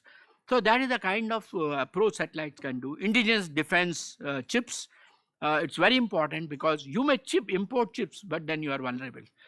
And hence indigenous. Sustainability, of course, I mentioned to you. Climate change mitigation through CCUS, solar thermal, energy positive buildings, and so on. So from research to business, we have research alone does not build industries. It must be translated, validated, protected, and scaled. That is where innovation becomes business and where India's scientific strength becomes economic sovereignty. So people like you who want to do this work, I would say first identify market, then develop a business plan, then leverage your university resources or college resources, safeguard your IP. Right from the beginning, you should take care of that and build a team and seek funding. You should get, in fact, some institutions today are providing early career funding for the faculty. I don't know whether you have a similar approach here. Something like if an assistant professor joins, he gets about 2 lakhs rupees or 5 lakhs rupees, some number, I don't remember. So they get to start to set up their own labs and so on. I think we should do that. And it is an iterative process and adaptation is very important. So there are two major providers for innovation, connecting R&D, technology transfer and startups. One is called Incubator, which works between startup, R&D and tech transfer. They are actually critical interface where research transforms into application. Intellectual property rights become investable and startups emerge. Then of course technology transfer office, I don't know whether your institution has got, but every institution should have a technology transfer office manned by people who are passionate about technology transfer. I'll give you examples. I've seen technology transfer office in many of the national laboratories. You know who is manning that particular office? A person who is not required for any activity in the institution. He is made the chief. Then you can imagine what will be the kind of drive, what will be the kind of passion. That's not the way TTO should be done. Incubators provide physical and intellectual infrastructure, closed loop between research and enterprise and nation. There's another term called accelerator. Both are used in a kind of overlapping mode. There is an overlap because accelerators support early stage startups often with only idea, fixed timeline or completion for accelerator program, usually provide the capital, whereas incubators don't put any timeline, but unfortunately they don't provide any financial support. But both of them have a same goal, successful startup, irrespective of the time barriers as far as the incubators are concerned. So the weak link in India's startup system, I want to showcase for you. I have given a very rosy picture what India has done, but there is a metric for that. If I take the metric, total recognized incubators, what you have? Only 1100. Accelerators, formal, less than 250. Active TTO office, less than 100. IP to license conversion, less than 5%. Startups from public funded R&D, less than 1.5%. And incubators with TRL tracking or commercialization matrices. TRL, you know, technology readiness level, less than 20%. So due to underdeveloped, underfunded and unevenly distributed incubators, TTOs and accelerators, India's startup economy risk being idea rich. We are idea rich, but we are product poor. We are not a product nation. We are a nation of assemblers. We have to become a product nation. You have a wide R&D base, which is visible here. You have some translation and support infrastructure, which is visible. You have incubators, small numbers, TTOs, small numbers, accelerators. But despite all that, few startups emerge. So that is the scenario what we are having. So I would, to conclude, say a few words as far as the way forward is concerned. India has to increase R&D budget up to the level of 2 to 3% of GDP. Private sector participation, and I think for that Government of India has come out with a scheme called 1 lakh crore over a period of 50 years only for supporting R&D in the private sector. That money will be used only for giving low interest loans, hybrid funding, some grants, I don't know, the methodology is even today worked out, but ANRF is going to control that. So international collaboration, I mentioned to you, important. Gaps in the R&D ecosystem and innovation capacity has to be fulfilled. So national innovation hubs have to be created, like artificial intelligence, clean energy, and biotechnology. We have to boost indigenous research. This is a major point I want to tell you about research. Research in India is based upon what is happening abroad. Our research, if you see a paper in a particular journal, whether it's IEEE or Nature or something, you immediately say, oh, I can also do that. Then what you do? You add something on that, or you repeat that. That's all what we do. We are not saying any other area where I am making a breakthrough in a concept and coming up with that. That's called original research is missing. Our research is additive and repetitive. So this should go. We have to expand our fellowship and grants to encourage indigenous research, strengthen our technology transfer, sociological and educational gaps. Even today, NEP 2020 was supposed to have started in 2021. We are 5 years into it now. But the adoption of NEP 2020 remains a question mark in terms of percentage. There are only very few institutions in the country who have fully adopted all the declarations of NEP 2020. So STEM education becomes very important. Bridging the gender gap is important. Launch scholarships and mentorship programs targeting women in STEM. I want to give you a very interesting figure. The STEM, women up to 12th standard are taking science, technology and mathematics higher than the boys. But when it comes down, when they go into higher education, this number changes. The men are going more and the women are going less. So this trend has to be reversed. Regulatory reforms I mentioned to you, like biotech, artificial intelligence, renewable energy, streamline all the regulations. Data sovereignty. So data is the oil today. Data is important for economic growth, and data is being compromised today. I'll give you an example. All of you see the wind energy farms. All of them are running day in and day out. There's a controller which connects it to the grid. That controller comes from China. And that controller has the control of China because all the data through the satellite link is going to the Chinese data centers. So if that controller is, if China wants to play with your wind system, he can do anything. And that controller is not developed in India. So if this is the kind of a thing we have, then data sovereignty cannot be maintained. We have to do data production. So India's future, in other words, to conclude, I will say, in research and innovation depends not only in funding science, but on engineering an ecosystem where research can evolve into invention and invention into impact. And that is where VIGNANA JYOTHI, your institution and others can make a change. I request all of you to focus on research along with your education, focus on innovation, create an infrastructure which will support the creativity of all these boys and girls here, and ensure that in NRF ranking tomorrow, probably when you go in the numbers, you will be missing that particular point because you don't have that kind of a thing. So if you do that, I'm sure you will be emerging as one of the best institutions. Wish you good luck. Thank you very much.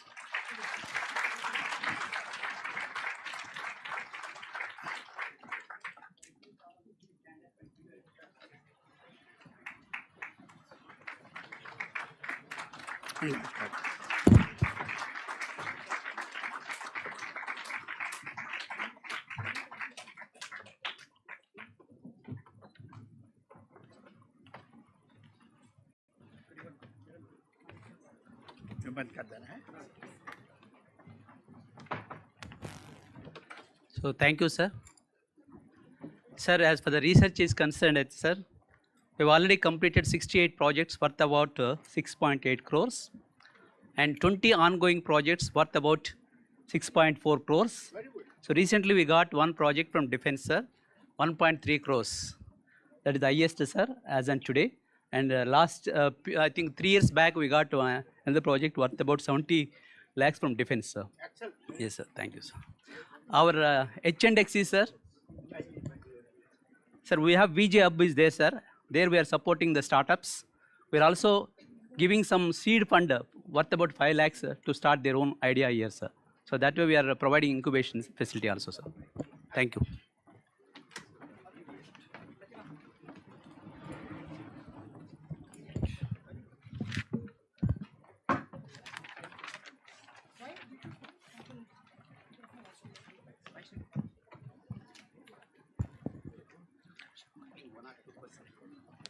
So anybody is having any query in their mind, please, you can ask 1 or 2 questions shortly.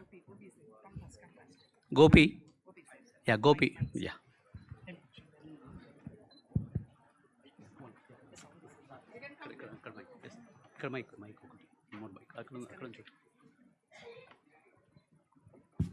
Hi, sir. Hi, sir. I'm Gopi Chand. I'm a 2023 graduate from VNR VJIET. On a full-time basis, we work for a startup which is into hydrogen mobility, and our core focus is into motorcycles. Hydrogen. Yeah, and I have seen you a lot of times. I follow a lot of social media, so I have seen you attending a lot of green hydrogen policy making. You're also rightly mentioned we should not focus on green, blue, or gray hydrogen. Instead, we should focus on hydrogen. But last month, I have seen the Korea where they have 50,000 plus hydrogen vehicles, and they're more focusing on the demand side. So they're giving it $3 or $4 per kg at hydrogen station with government subsidy. But throughout the hydrogen mission of the government of India, even the recent call also, we have not seen anything specifically to increase the demand for green, for gray, or blue hydrogen. Instead, they were very much focused on giving the hydrogen at pump cost at 300 or 400 rupees per kg. So is there anything that we can expect in the next 2 years or 3 years where the government would actually focus on the demand first, then that would polarize all the mobility or steel or other sectors, then it would also give a bare minimum threshold for the hydrogen also, where there is some demand with the gray, so that we could turn this into green. Is there anything that we can expect with the policy in the next 2 or 3 years? And I'm also happy to host you once the after this lecture I can host you at our office very close to this building. Okay. Yeah. So I will give you the history behind this. When the hydrogen mission was being launched from Niti Aayog, we had 2 schools which were working in Niti Aayog itself. One school led by me, which said that hydrogen is hydrogen, don't worry about green and all that. Because the fact remains that if you go purely by the green hydrogen, with all the technologies which are evolving today, whether it is the fuel cell or electrolyzers or fuel cells and things like that, the cost of green hydrogen, which is purely based upon electrolysis of water, is not going to be affordable. For that, but unfortunately, we wrote a lot of papers on that. We published, we did that. But the second school was pushing green hydrogen because it was all they were aligning with net carbon zero and things like that. Not realizing the fact that while green hydrogen will depend upon scale, and the scale will depend upon demand. They realized it after announcing the policy, and then they said, okay, for increasing the demand, industries like steel industry, refineries and all that, who will use green hydrogen will be given a subvention of 10%. Now this happened in 2018 or 19 if I'm not wrong. Now 7 years have passed. The demand for green hydrogen, despite that 10% which are being provided by government, in the steel sector, in the refinery sector, in the other sectors has not increased. Because if you have to follow green hydrogen for steel making, the capital investment is very high. Or if you have to use green hydrogen as a source in any other input, cost is very high, your product becomes unviable. Now this was realized very well, and that's why in the G20 dialogue, I was leading that dialogue, and Europe is one which is very strongly looking at green hydrogen. So America has come in line with that. even Japan, having wasted so much resources, have come to this conclusion, green hydrogen on them. And we removed this word, adjective, green, and if you see the proceedings of the declaration of G20, it is called clean hydrogen. Now, clean hydrogen, everybody is following. But India, having stuck to this green hydrogen mission, despite all the pressures from industry, from everywhere, and all the think tanks which are working, and people like you who have realized the folly, are not able to change the direction. This is unfortunate situation. So I don't think that there is going to be any major policy change for India to switch over from green hydrogen to colorless hydrogen. That is one thing I was saying. But you should follow, you should come to very close to green hydrogen. That means, what is clean hydrogen? Clean hydrogen is one which does not contribute to carbon.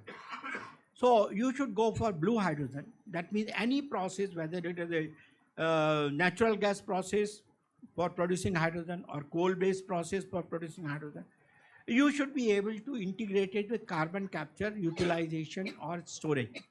In that case, the contribution of that to the environment will be nil. That's what the blue hydrogen is there.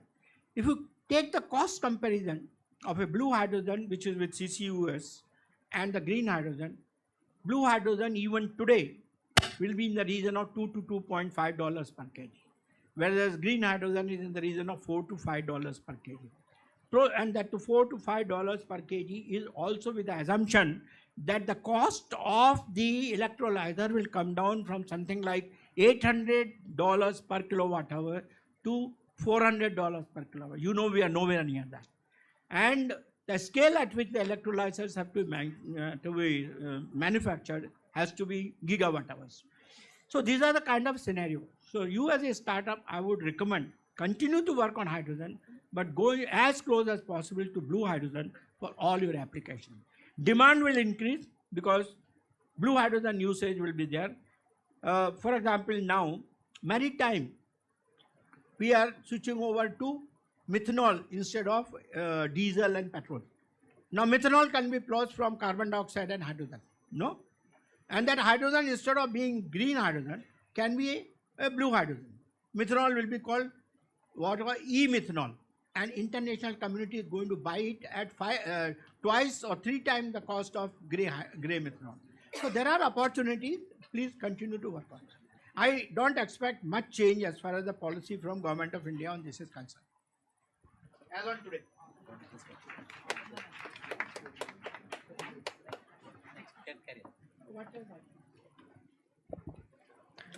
Thank you, sir, for enlightening us on the need to enhance manufacturing, address issues related to climate change and agriculture, focusing towards transdisciplinary and interdisciplinary research, shifting our focus towards breakthrough innovations, towards building a VIGNANA Bharat. May I request Shri Kode Durga Prasad Garu and Dr. B. Chennakeshava Rao Garu to felicitate our chief guest, Dr. Vijay Kumar Saraswat Garu, by presenting a memento.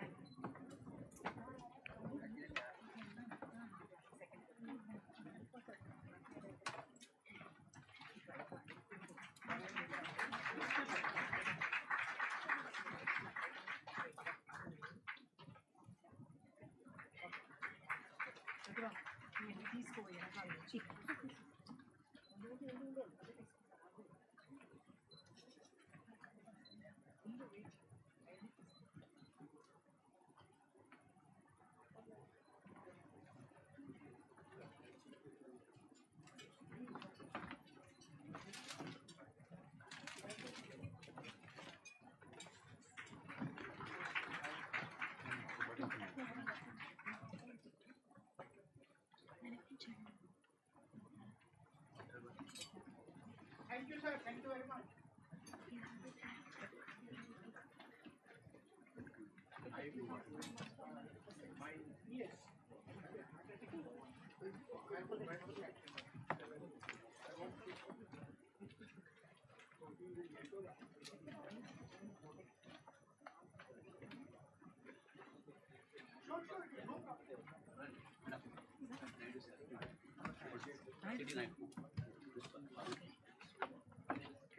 Now I request Saraswat sir to felicitate our former principal, Dr. C.D. Naidu garu.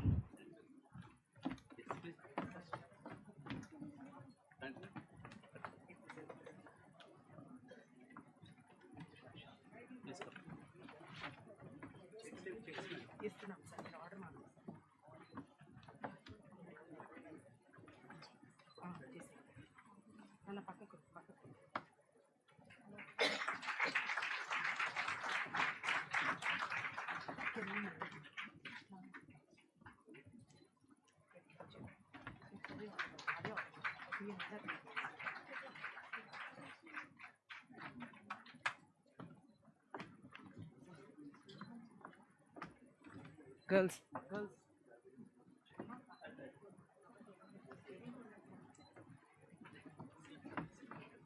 Now I request Dr. C. Kiran Garu, Professor, Department of Computer Science Engineering, and former principal, VNR VJIET, to receive the felicitation for 25 years. A huge round of applause for ma'am.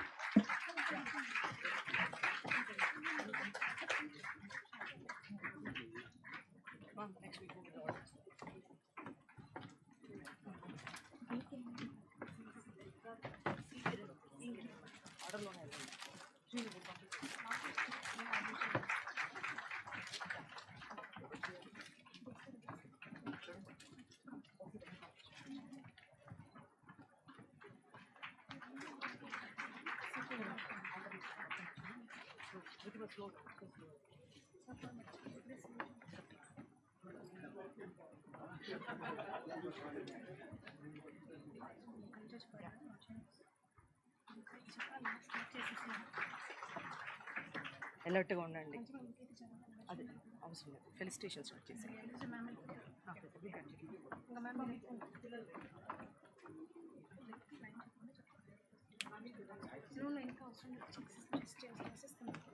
Ma, come fast. Idu. Yes, ma'am, go ahead. Okay,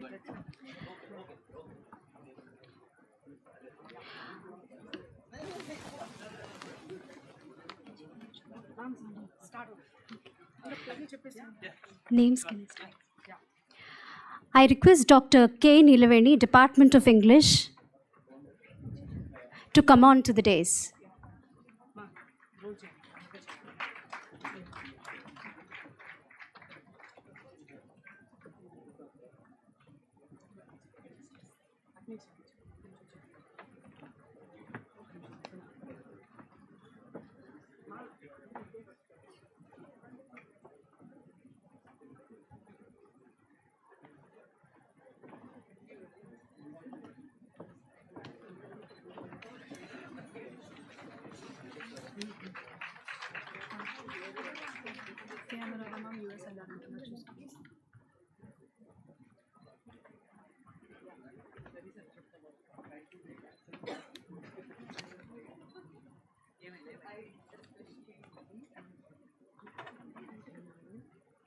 Call the next one. Dr. G. Srirama garu, Physical Director.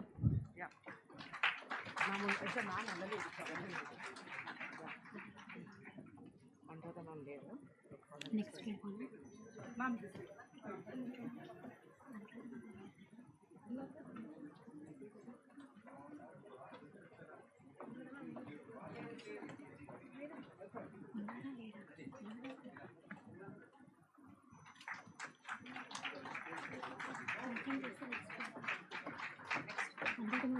From the department, from the department of Tripoli, Okay. Dr. K. Anuradha garu, Department of Tripoli. Anyone from the department, we request you to collect the memento. Fine, next. Dr. L. Padmasri garu, Department of ECE.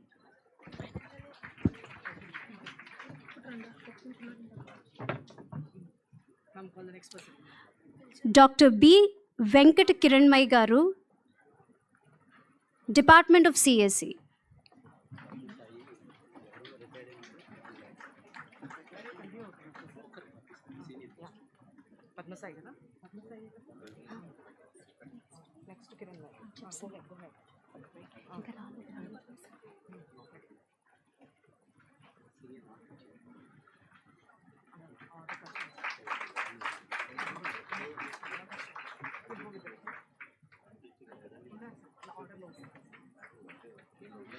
Dr. G. Srinivasa Gupta Garu, Department of Mechanical Engineering.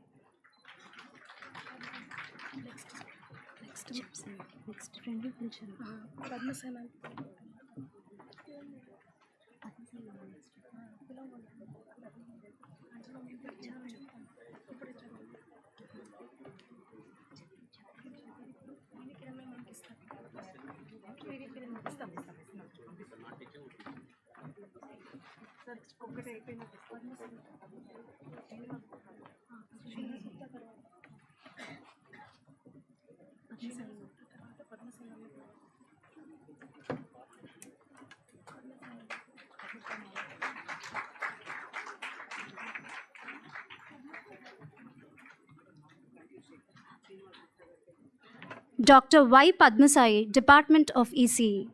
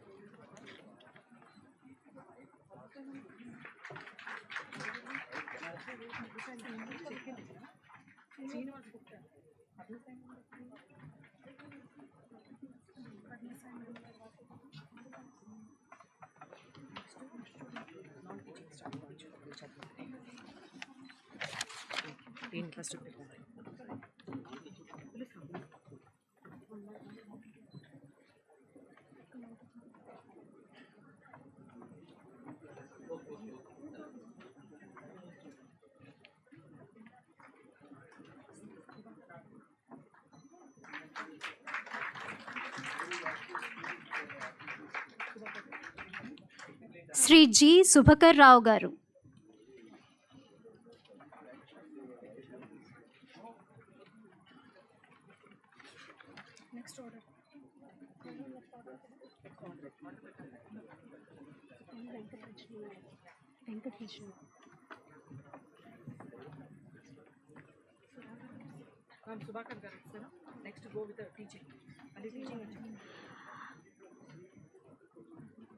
Dr. L. Venkat Rajani Kumari Garu from Department of ECE.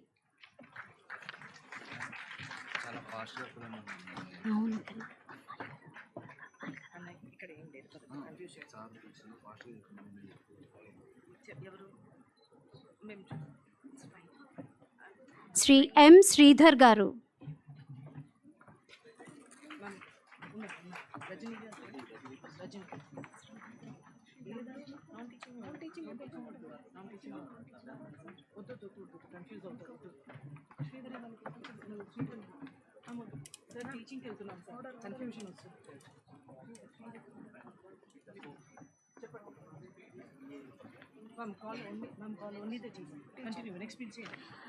Rama Devi Garu from Department of ECE.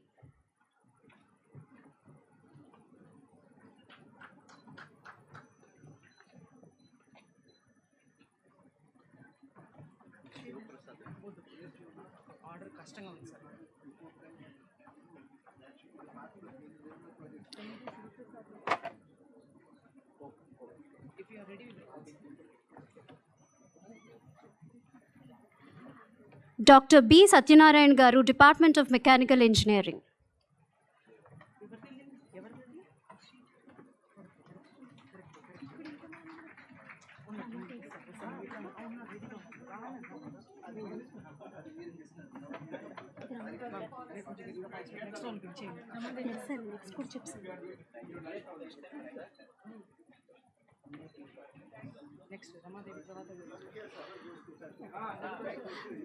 Sri S. Ramasomayajulu Garu from Department of Mechanical Engineering.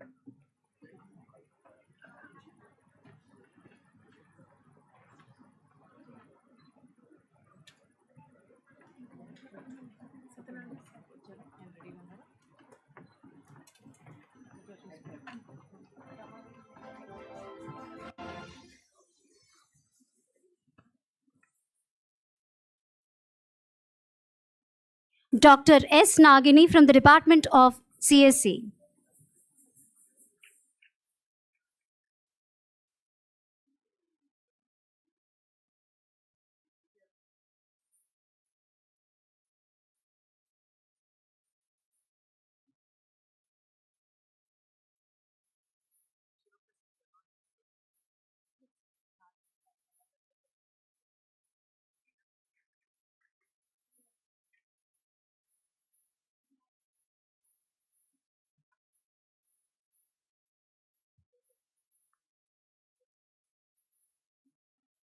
Sri M. Sivaprasad.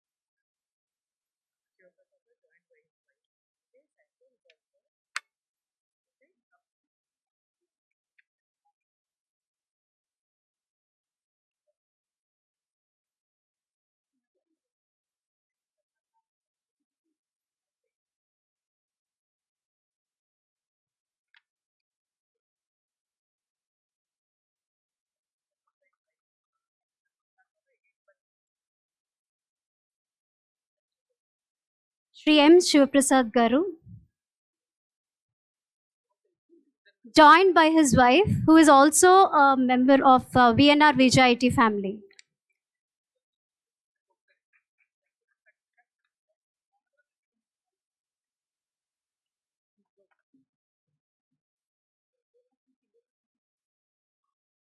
Dr. R. Manjulasri Garu from Department of EIE.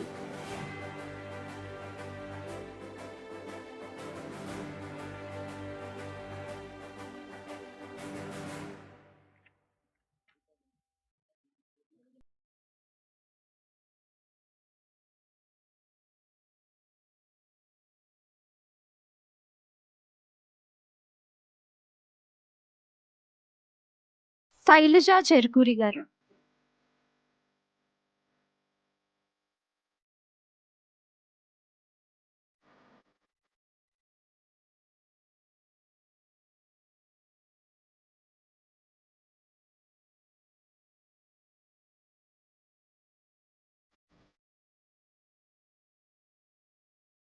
Dr. K. Ramuji Garu, Department of Civil Engineering.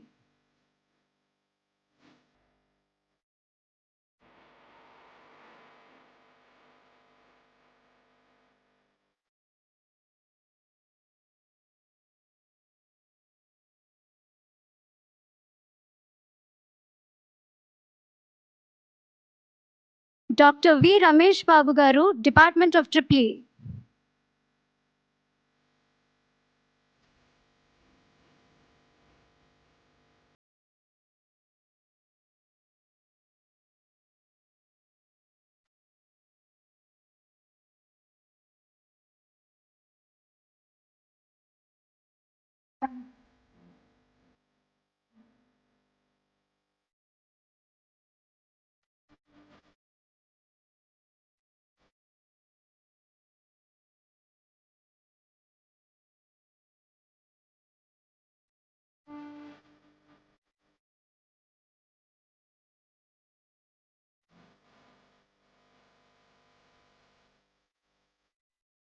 Dr. K. Ramuji Garu from Department of Civil Engineering.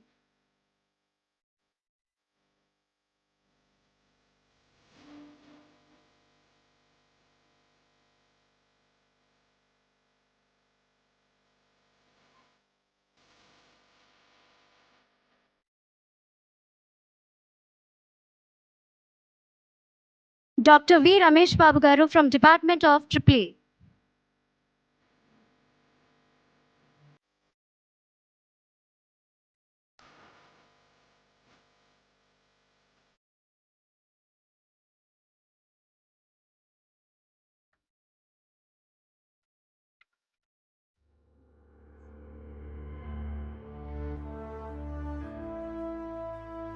Sri G. Radhakrishna Garu from the Department of ECE.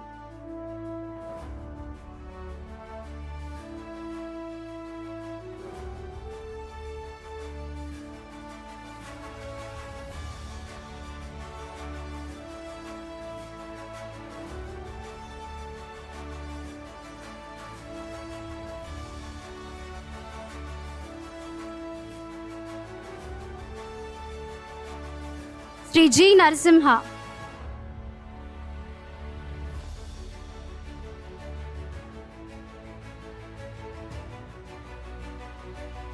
Sri G. Narasimha.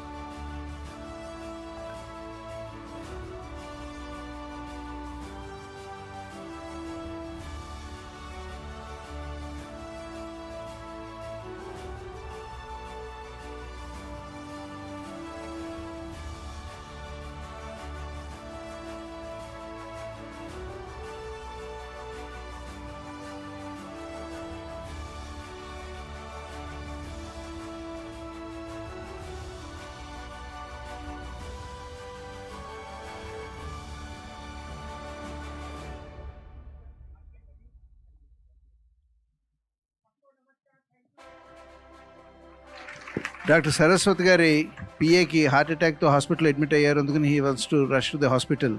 So is going there. ప్రోగ్రాంలో ఒక్క 5 నిమిషాలు అంతరాయం, తర్వాత మళ్ళీ మొదలు పెట్టేస్తామండి.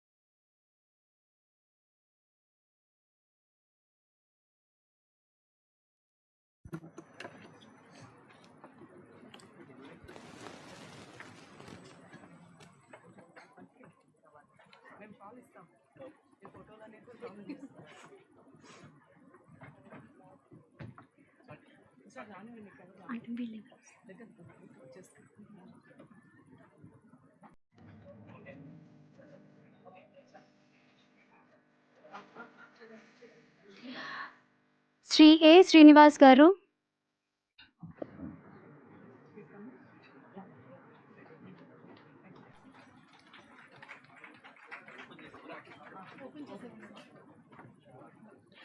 Sri R. Raju Garu.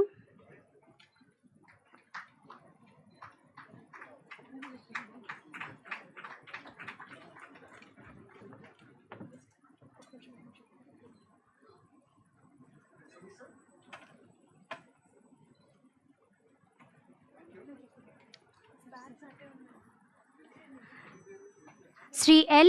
Kamalakar Rao Garu.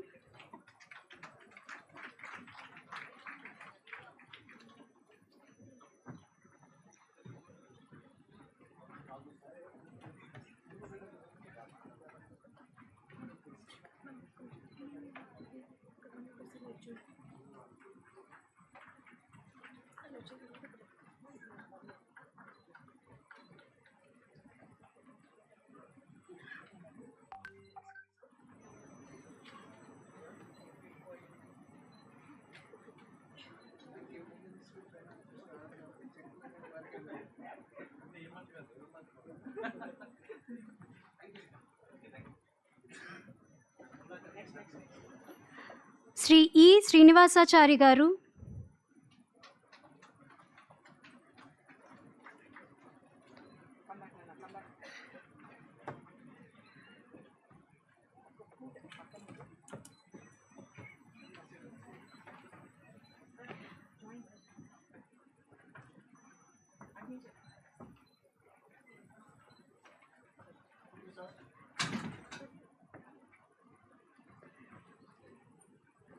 Sri D. Srinivas.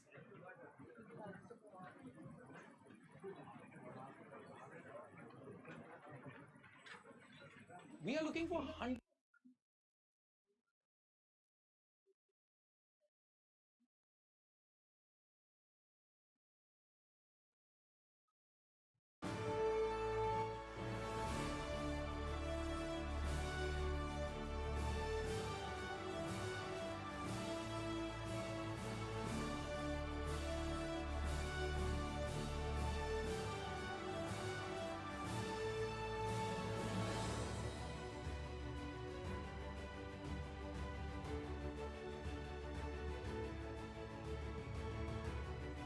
Srimati N. Jagadamba.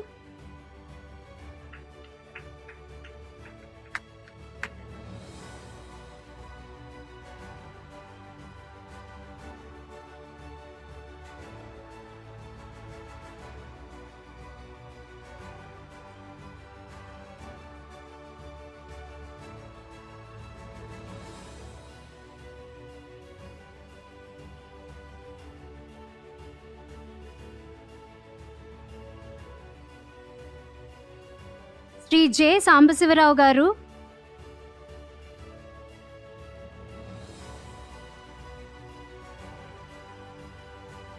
Sri B. Lakshman Rao Garu.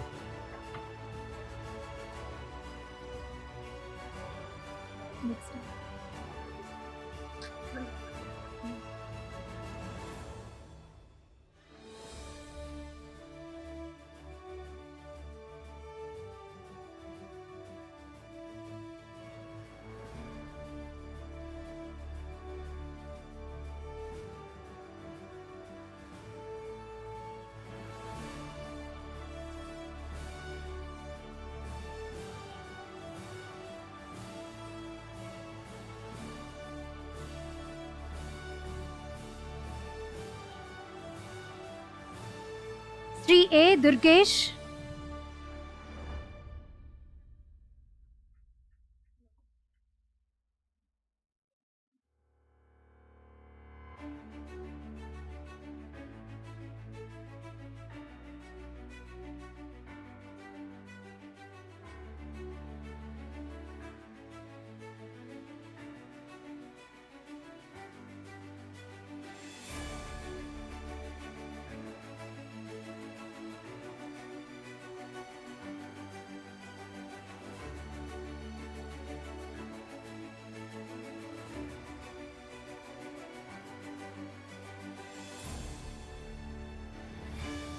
Shri K Nagaraj garu,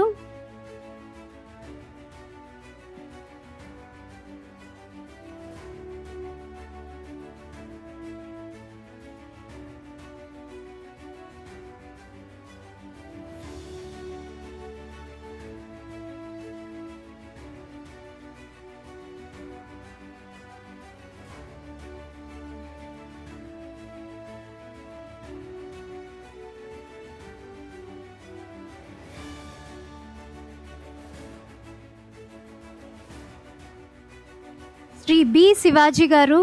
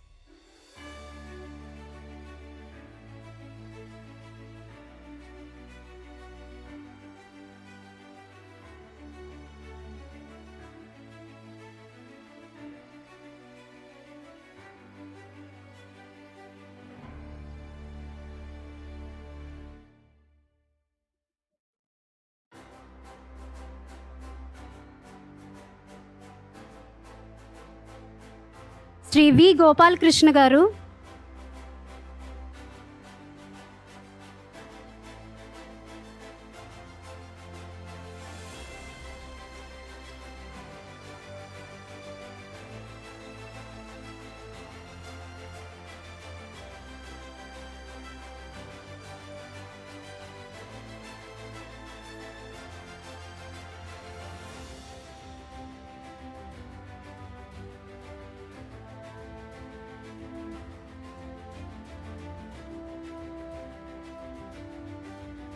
Shri yes రాము గారు,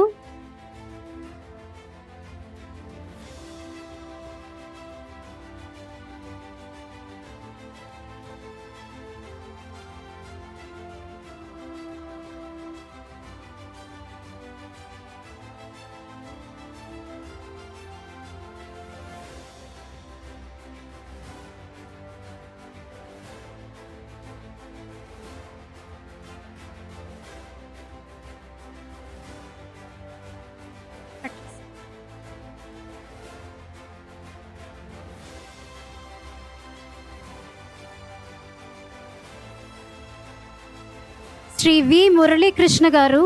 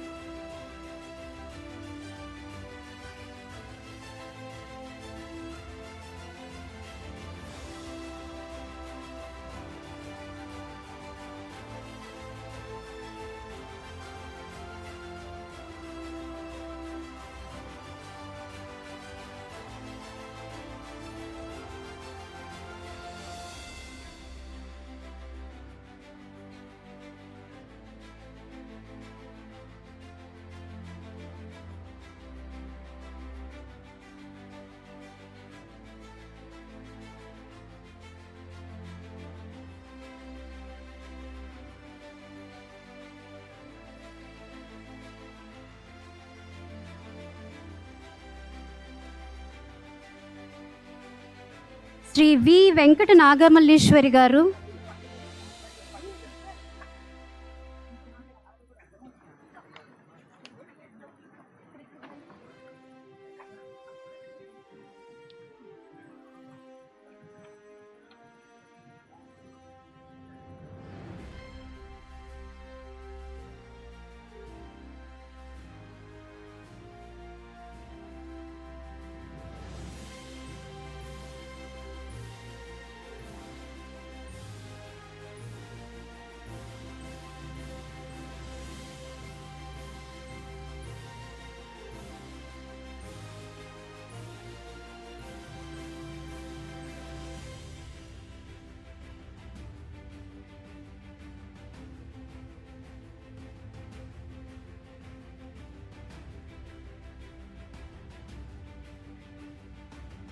Srimati T. Suvarna.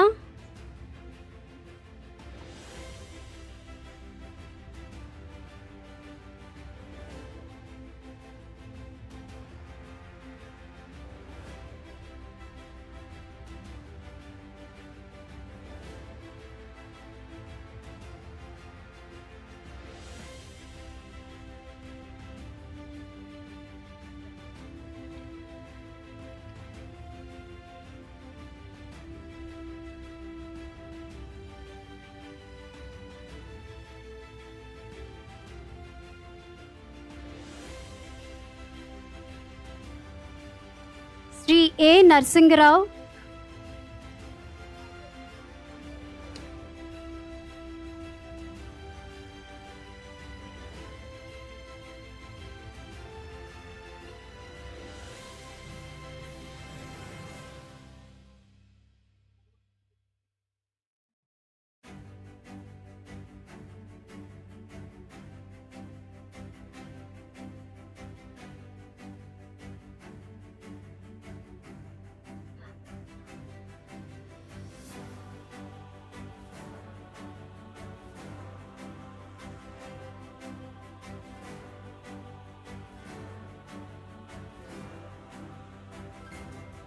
శ్రీమతి వి మల్లీశ్వరి గారు.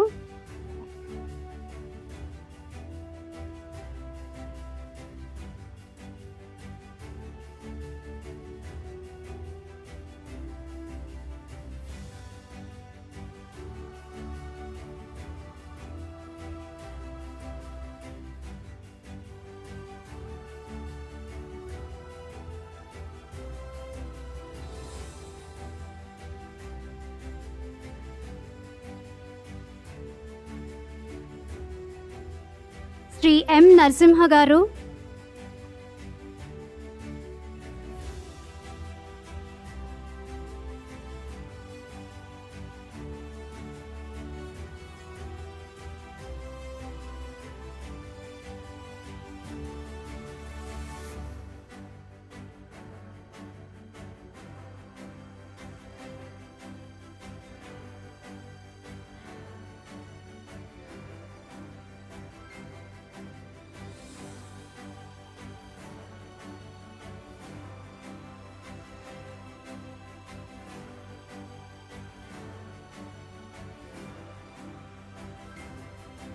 శ్రీ వి రవి శ్రీనివాస్ గారు.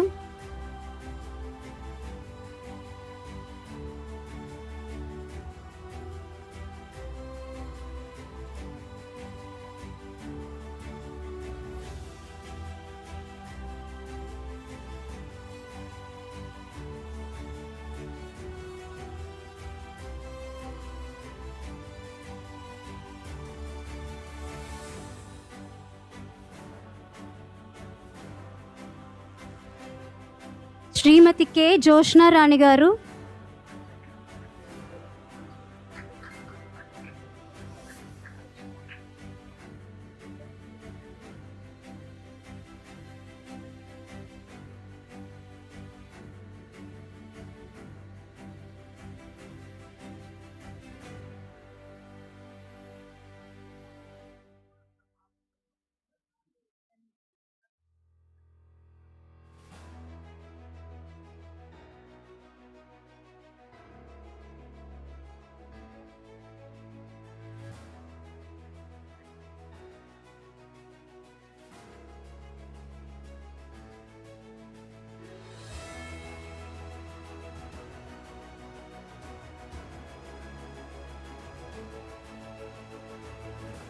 Srimati K. Joshnarani Garu, accompanied by Sri Subramaniam Sir, who also is a part of VNR VJIET family from the Accounts Department.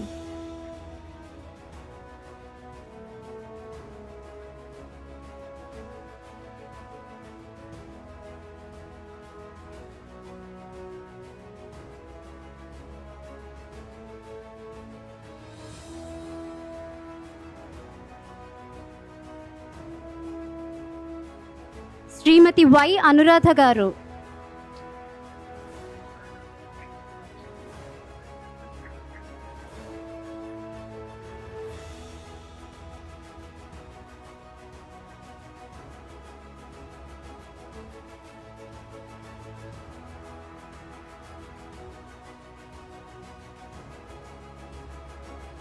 Srimati A. Lalita.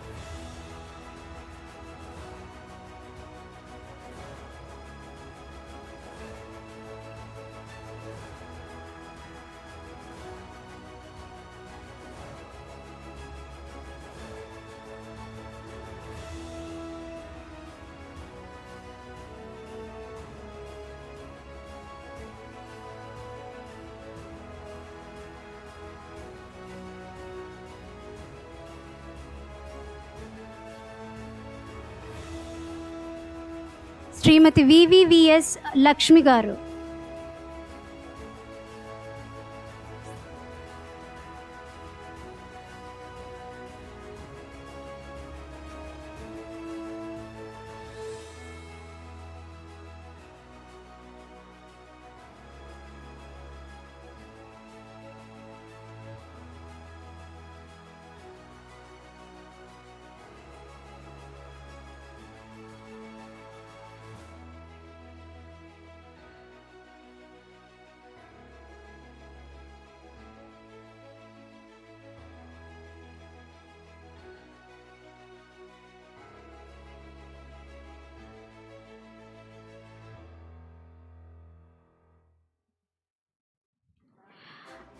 I now invite Dr. Bharat Bhushan Singh Garu, Director VJIM, to join the dignitaries on the dais to felicitate the members of VJIM.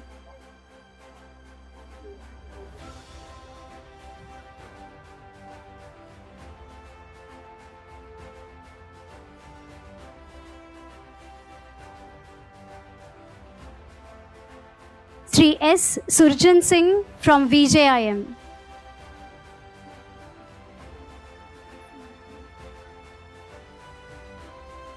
Sri S. Surjan Singh Garu from VJIM.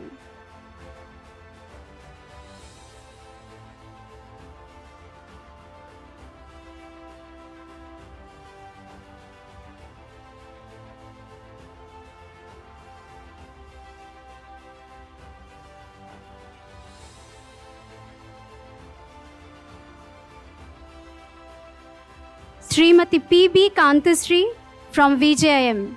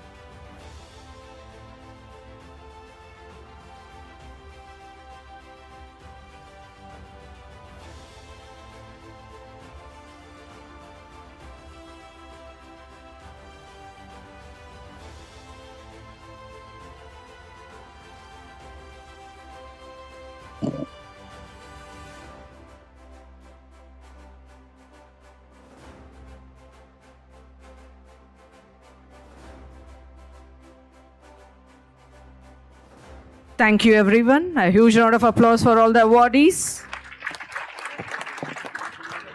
We request Dr. Sri Kiran Mai Ma'am, Professor, Department of Computer Science Engineering, to share the reflections.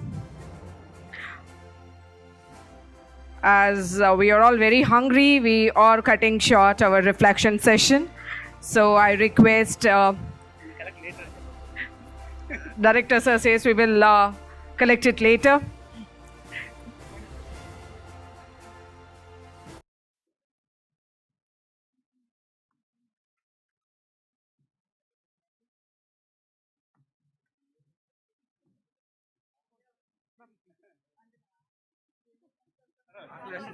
I'll make it very short. You'll make it very short, ma'am, please. Yeah. Ma'am, Good afternoon, everyone. Thank you very much for all the people on the dais and off the dais who have been instrumental in molding me all these years. I have seen a drastic growth in my personality, developing from a timid girl with a graduation and completing my doctorate here, taking various roles, facing the challenges. Thank you, each one of you who have been supporting me all these years. So when it calls for reflection, for a teacher, giving a mic is a very bad thing, which the people are doing here. So I'm not going to leave the mic. So be patient, postpone your hunger for a few minutes. Started my career in 1997. I have to mention certain people who have literally molded, or rather shaped, this institute, and along with whom even I have grown to this stage. Sabbideri Venkateswara Rao garu, the founder principal of this college. Suddenly there will be a call from Durgesh. Madam, sir పిలుస్తున్నారు. ఆ చుట్టూ చూసుకొని వెళ్ళాలి. నీ వెనకాల గొడవ అవుతుంది class రూమ్లో, వినపట్టలేదా? ఫ్యాకల్టీ రూమ్లో కూర్చొని ఏం చేస్తున్నారు? This was. So all the time we were so alert to see that we maintain discipline around us. The class is conducted within the time, and the noise is only at one particular instance, the lunch period, which was between 12:30 and 1. Vijay Kumar garu, a disciplined man to conduct the classwork and frame the documentation in such a way that after you, మీ తర్వాత ఎవరైనా ఈ subject తీసుకున్నా, it should be a walkover for them. This was with the principals. The others also added so much for me, but specific mention to keep everything short. Today I am here because of Jasti Krishnamurti garu. I was working under his guidance at HPC FlexTech and made me instrumental in getting ISO 9002 for his institution. ఇక్కడ చాలానే చేసామమ్మా, మన college ఉంది కదా, టీచింగ్లోకి వెళ్ళొచ్చు కదా అన్నారు. టీచింగా నేనా? Impossible, because always it was second or third benches which I was taking in the classroom, facing the teachers, and now to face the same, I know what would be the outcome of it. But I couldn't say no to his voice. So no interviews, nothing is called for. Computer science branch పెట్టాము, టీచర్లు దొరకట్లేదు. నువ్వు నుంచొని క్లాస్లో ఏం చెప్తావో నాకు తెలియదు, మనకు చెడ్డ పేరు రాకూడదు. This was the only interview that has been conducted, or the verse that has been shared between me and Jasti Krishnamurti garu. సరే క్లాస్ రూమ్ కదా తీసుకున్నాము, వచ్చేస్తామని చెప్పేసి అన్ని క్లాసులు తీసుకుంటాం మొదలెడితే, కోడే సత్యనారాయణ గారు, ఏమా కంప్యూటర్స్ అవసరం లేదా మీకు? పర్చేజ్ ఆర్డర్లు అవి ప్రిపేర్ చేయాలి కదా, చేసి పంపించండి అన్నారు. With the help of my colleague S Nagini, we prepared the purchase order. భయపడుతూ వెళ్ళాం, అమీర్పేటలో ఉంటుంది ఆఫీసు. చదువుకున్న వాళ్ళేగా, ఇలాగైనా ప్రిపేర్ చేయటం. సార్ పాఠాలు చెప్పగలం, మీ డైరెక్షన్ ఉంటే we can prepare the purchase order or participate in the purchase committee meetings. This experience has given me immense strength how to please hour opponent to agree to what we happen to, or make them commit to what is our requirement. This, I attribute this particular confidence to Kode Satyanarayan garu. DN Rao garu మాటకు వస్తే 7:30కి మొదలెట్టేవాళ్ళు. 7:30 my day is to start and end at 9:30. Every day happens to be a challenge. So I also took this particular liberty from him. And when we were managing this SFR ratio, when we were calculating the SFR ratio to go in for the fee regulation committee. Sir, మాకంటే ఎక్కువ ఉంటున్నారు మీరు ఇక్కడ, why not I include you onto the faculty list? Most of the time you are here. So that was the association what he had with this particular institute, shaping at various levels in various technologies and all. My experience was, he happens to get one particular new thing every time in summer. ఇది చేస్తున్నాం కదా అనుకునేసరికి 6వ నెల అయ్యేసరికి ఇంకొకటి వచ్చేది. But when we look into the market, after 3-4 years, these things have been made compulsory by AACT and were included into the curriculum. That is the strength what I had working with all these people. Ramanaidu గారు వచ్చేవాళ్ళు annual డేకి వాటికి ఎప్పుడు వచ్చి ఏం చేసినా పర్లేదమ్మా, but మనకు తెలిసిన ఒక నంబర్ 1, అది మెయింటైన్ చేస్తే చాలు. So these are the learnings what I have taken all these days. ఇవన్నీ ప్రొఫెషనల్గా పక్కకు పెడితే మన చీఫ్ అడ్మినిస్ట్రేటివ్ ఆఫీసర్ గారు వెంకటేశ్వరరావు గారు చెరుకూరి, ఆయన సంవత్సరానికి ఒకసారి వచ్చి తెలుగులో పాఠాలు చెప్పేవాళ్ళు. Those things are the supportive strength for a teacher to get into the classroom. He has a habit of teaching everything in the form of a story, which I still continue to do this in my class. That is the strength what I had to get 100% feedback or the pass percentage. These learnings today give me all the support, or rather framed me in such a way that I don't find any words to express, that it gives me immense strength to face any kind of challenges, both professionally and personally.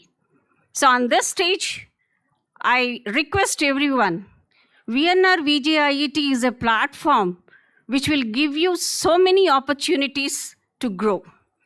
Please don't step back. ఇది నేను చేయగలనా, ఇది నేను తీసుకోగలనా అని మీరు అంటే చాలు, support చేయడానికి అందరూ ఉన్నారు. They'll stand behind us. And the strength of this management is, మనం ఏమన్నా మంచి చేస్తే 90% వాళ్ళు చేసింది ఉంటుంది, 10% మన ఇన్వాల్వ్మెంట్ ఉంటుంది. పలానా వీళ్ళు చాలా బాగా చేశారు, Kiranmay has done very good. మనం ఏమన్నా తప్పు చేస్తే he comes onto the dais, they come onto the dais and say that we are sorry that we could not do this. They don't mention the name of the faculty. That అంత strength ఒక ఆడపిల్లకి పుట్టిల్లు మాత్రమే ఇవ్వగలదు. This is what made me to stay back all these years. So thank you very much. Thank you management, students, my colleagues, everybody. Thank you for listening with patience. Thank you very much. Let me step down before I become more emotional. Thank you very much. Thank you, sir.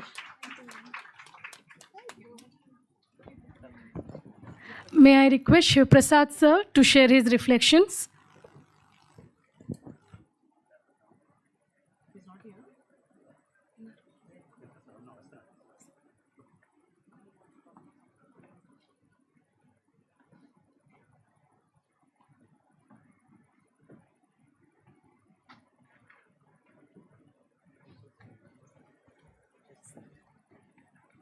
Good afternoon, everybody. నేను share చేసుకునేది చాలా ఉన్నాయి sir, కానీ చెప్పడానికి time లేదు. డిఎన్ రావు గారితో experience ఎలా ఉంటుందో మేడం, సికే మేడం చెప్పారు. చిన్న ఇన్సిడెంట్ సార్, ఇలాగనే మీటింగ్ అయిపోయింది. అయిపోయిన తర్వాత డిఎన్ రావు గారిని మా ల్యాబ్లోకి అక్కడ లంచ్ అరేంజ్ చేసామండి. ఆ ల్యాబ్ దగ్గరికి వెళ్ళిన తర్వాత యాక్చువల్గా నా టేబుల్ దగ్గర ఈ ప్రోగ్రామ్ అయినవన్నీ కూడా అక్కడ పెట్టేస్తున్నాయి. సో ఆయన చెప్పింది ఏంటంటే, ఇలా మీ ఇంట్లో ఇలానే ఉంచుకుంటారా అని చెప్పేసి ఆ కీ ఒకటి టేబుల్ మీద పెట్టేస్తున్నారండి. నేను కీ చైన్ పంపిస్తానన్నారండి. యాక్చువల్గా నేను చాలా నీట్గా ఉంచుతాను, బట్ ఆ డే నాకు కూడా తెలియదండి అక్కడ అలా జరిగిన సిచ్యువేషను. బట్ నేను మళ్ళీ 1 వీక్ తర్వాత వస్తాను, వచ్చినప్పుడు ఎలా ఉంటుందో చూస్తానంటే, అంటే నేను ఎప్పుడు కూడా కరెక్ట్గా ఉండాలనుకునేవాడిని. ఆ 1 వీక్లో సార్ ఇప్పుడు వస్తారా అని చెప్పేసి నేను వెయిట్ చేశానండి. వచ్చిన తర్వాత వెళ్తా ఉంటే పిలుచుకెళ్ళి చూపెట్టి, ఇట్స్ గుడ్, ఇలానే ఉండాలి, మన ఇన్స్టిట్యూట్ ఇలా ఉండాలని చెప్పేసి చెప్పేవాళ్ళండి. సో ఆల్మోస్ట్ ఇందాక నా సార్తో చెప్పాను, 2 జనరేషన్లతో చేసామండి మేము వర్క్. ప్రిన్సిపాల్స్ చాలా ప్రిన్సిపాల్తో చేసామండి. నాయుడు గారితో కానీ, ఇప్పుడు డైరెక్టర్గా ఉన్నప్పుడు ఇప్పుడు ప్రిన్సిపాల్ గారు చిన్నకేశ్వరరావు గారు, విజయ్ కుమార్ గారితో లాట్ ఆఫ్ అండ్ ఎక్స్పీరియన్స్ కూడా. థ్యాంక్ యూ అని అండి.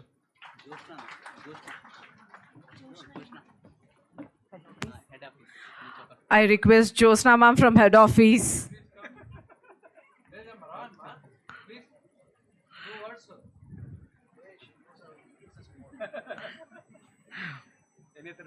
Any other person? Radha Krishna sir.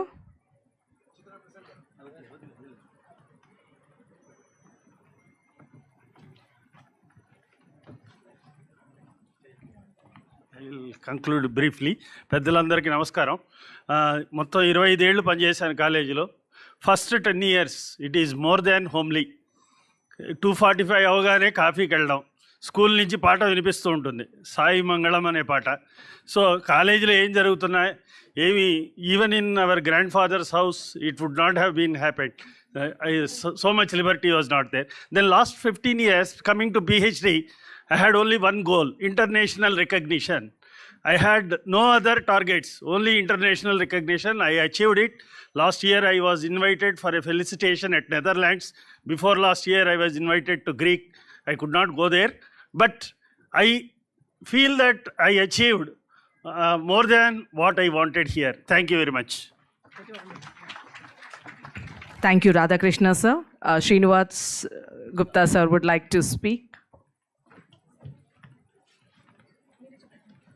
First of all, let me express my heartfelt gratitude to the management for providing me opportunity to become a VNR VJIET family member. Allow me to do. And second one, throughout my entire career, actually my career started after my studies in VNR only, and VNR only. Okay, anyhow, I never have any second thought to leave the VNR because VNR provided me, facilitate me having a conducive environment which strengthened my physical, mental, spiritual, emotional balance. So never I have found such a people, not only management, colleagues also have a strong feeling of relationship as a family. I am never looking to the separate my family and VNR family. So I feel lot of strength and emotionally so become strong, and I am very fortunate to be a member of VNR family. That much I could say because of time constraint. Thank you one and all. Thank you all. I request Padma Sai ma'am to share her reflections.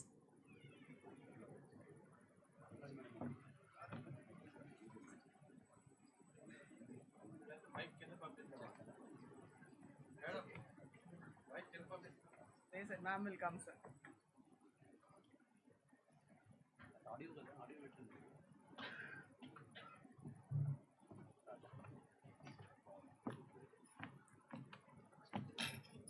I want to. Good afternoon, one and all. I actually, as my previous members mentioned, I too have experience from Jasti Krishnamurthy garu to Durga Prasad garu. And they have molded me many things. So I thank Kode Sanjay ma'am also. So every time madam will push me to do something differently. Because of that, I deeply thankful to Sanjay ma'am. So I have been fortunate to be involved in securing more than 30 awards for faculty members, students, and the institution. And this achievement holds a very special place in my heart. Receiving the appointment from our college to St. Teresa's Hospital when I am in Teresa's Hospital in 1998, and reaching this milestone has been possibly only through God's grace.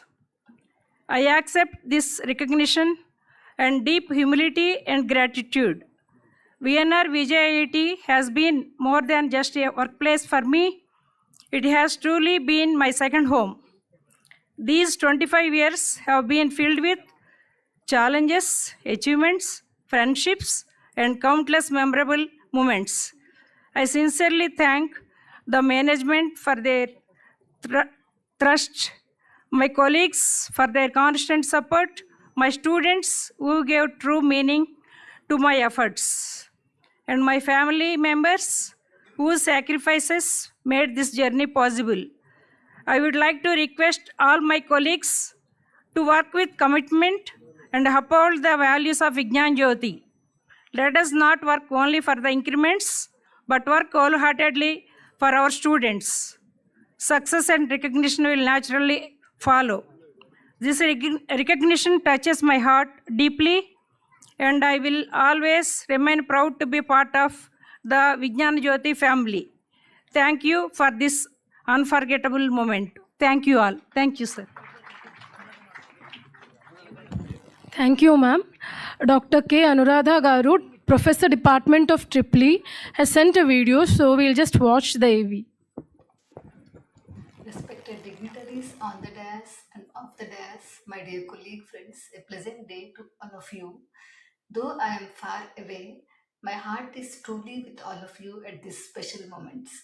Today, I recall the accomplished journey at VNR VJIET, the day I joined to till today. As I reflect on these decades of journey, I am filled with pride for what we have built together and excitement for where our institution is heading forward. I personally feel that there is very vibrant environment in our campus, which is the reflection of our visionary and philanthropic management and administration. I sincerely thank our management for the unwavering trust and support in creating an environment next to our home where we could excel and achieve the highest accolades and milestones as a collective efforts from the VNR VJIT family. To my wonderful colleague, faculty, and staff members, every one of you have been more than colleagues, mentors, collaborators, and friends in all the tasks we have taken ahead and succeeded. To my students and alumni, you have been greatest source of inspiration. Your curiosity, inquisitiveness, your dreams, and success stories motivate us every single day to give our best. Dear students and alumni, you are the real pride of our institution.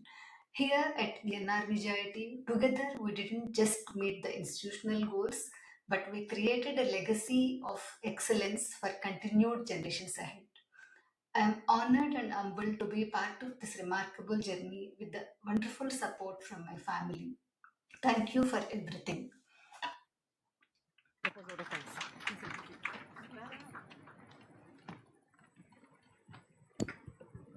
I now invite Sai Kaushik to propose the vote of thanks. Respected dignitaries on the dais, distinguished guests, faculty members, staff, students, and esteemed invitees. As we conclude this memorable Foundation Day lecture, it is my privilege to propose the vote of thanks. First and foremost, we express our profound gratitude to our esteemed chief guest, Dr. Vijay Kumar Saraswat Garu, former Secretary DRDO, member Niti Ayog, and Padma Bhushan awardee, for graciously accepting our invitation and delivering an enlightening Foundation Day lecture. His visionary insights and rich experience have truly enriched this occasion and inspired us all. We extend our sincere thanks to the honorary members of the management. Shri Kode Durga Prasad Garu, General Secretary VIGNANA JYOTHI, Shri D. Suresh Babu Garu, President VIGNANA JYOTHI, for their constant guidance, encouragement, and unwavering support, which have been instrumental in shaping the institution over the decades. Our heartfelt gratitude goes to Dr. B. Channakeshav Rao Garu, Principal VNR VJIET, Dr. C.D. Naidu Garu, Advisor VNR VJIET, Srimati A.R. Anuradha Garu, Chief Executive Officer VIGNANA JYOTHI, for their leadership, direction, support, and encouragement. We place on record our deep appreciation to the Silver Jubilee awardees, whom we have honored today for completing 25 years of dedicated service. Their loyalty, perseverance, and contribution have played a pivotal role in building the strong academic and ethical foundation of VNR VJIET. We also thank all the faculty members, students, non-teaching staff, and technical staff whose consistent support ensured the smooth functioning of this program. We gratefully acknowledge the efforts of the HR team, marketing team, press and media team, and all those who have worked tirelessly behind the scenes, handling coordination, communication, logistics, audiovisual support, documentation, and outreach to make today's program a grand success. Finally, we thank everyone who contributed directly or indirectly to the successful organization of this Foundation Day lecture. May I request everyone to stand up for the national anthem.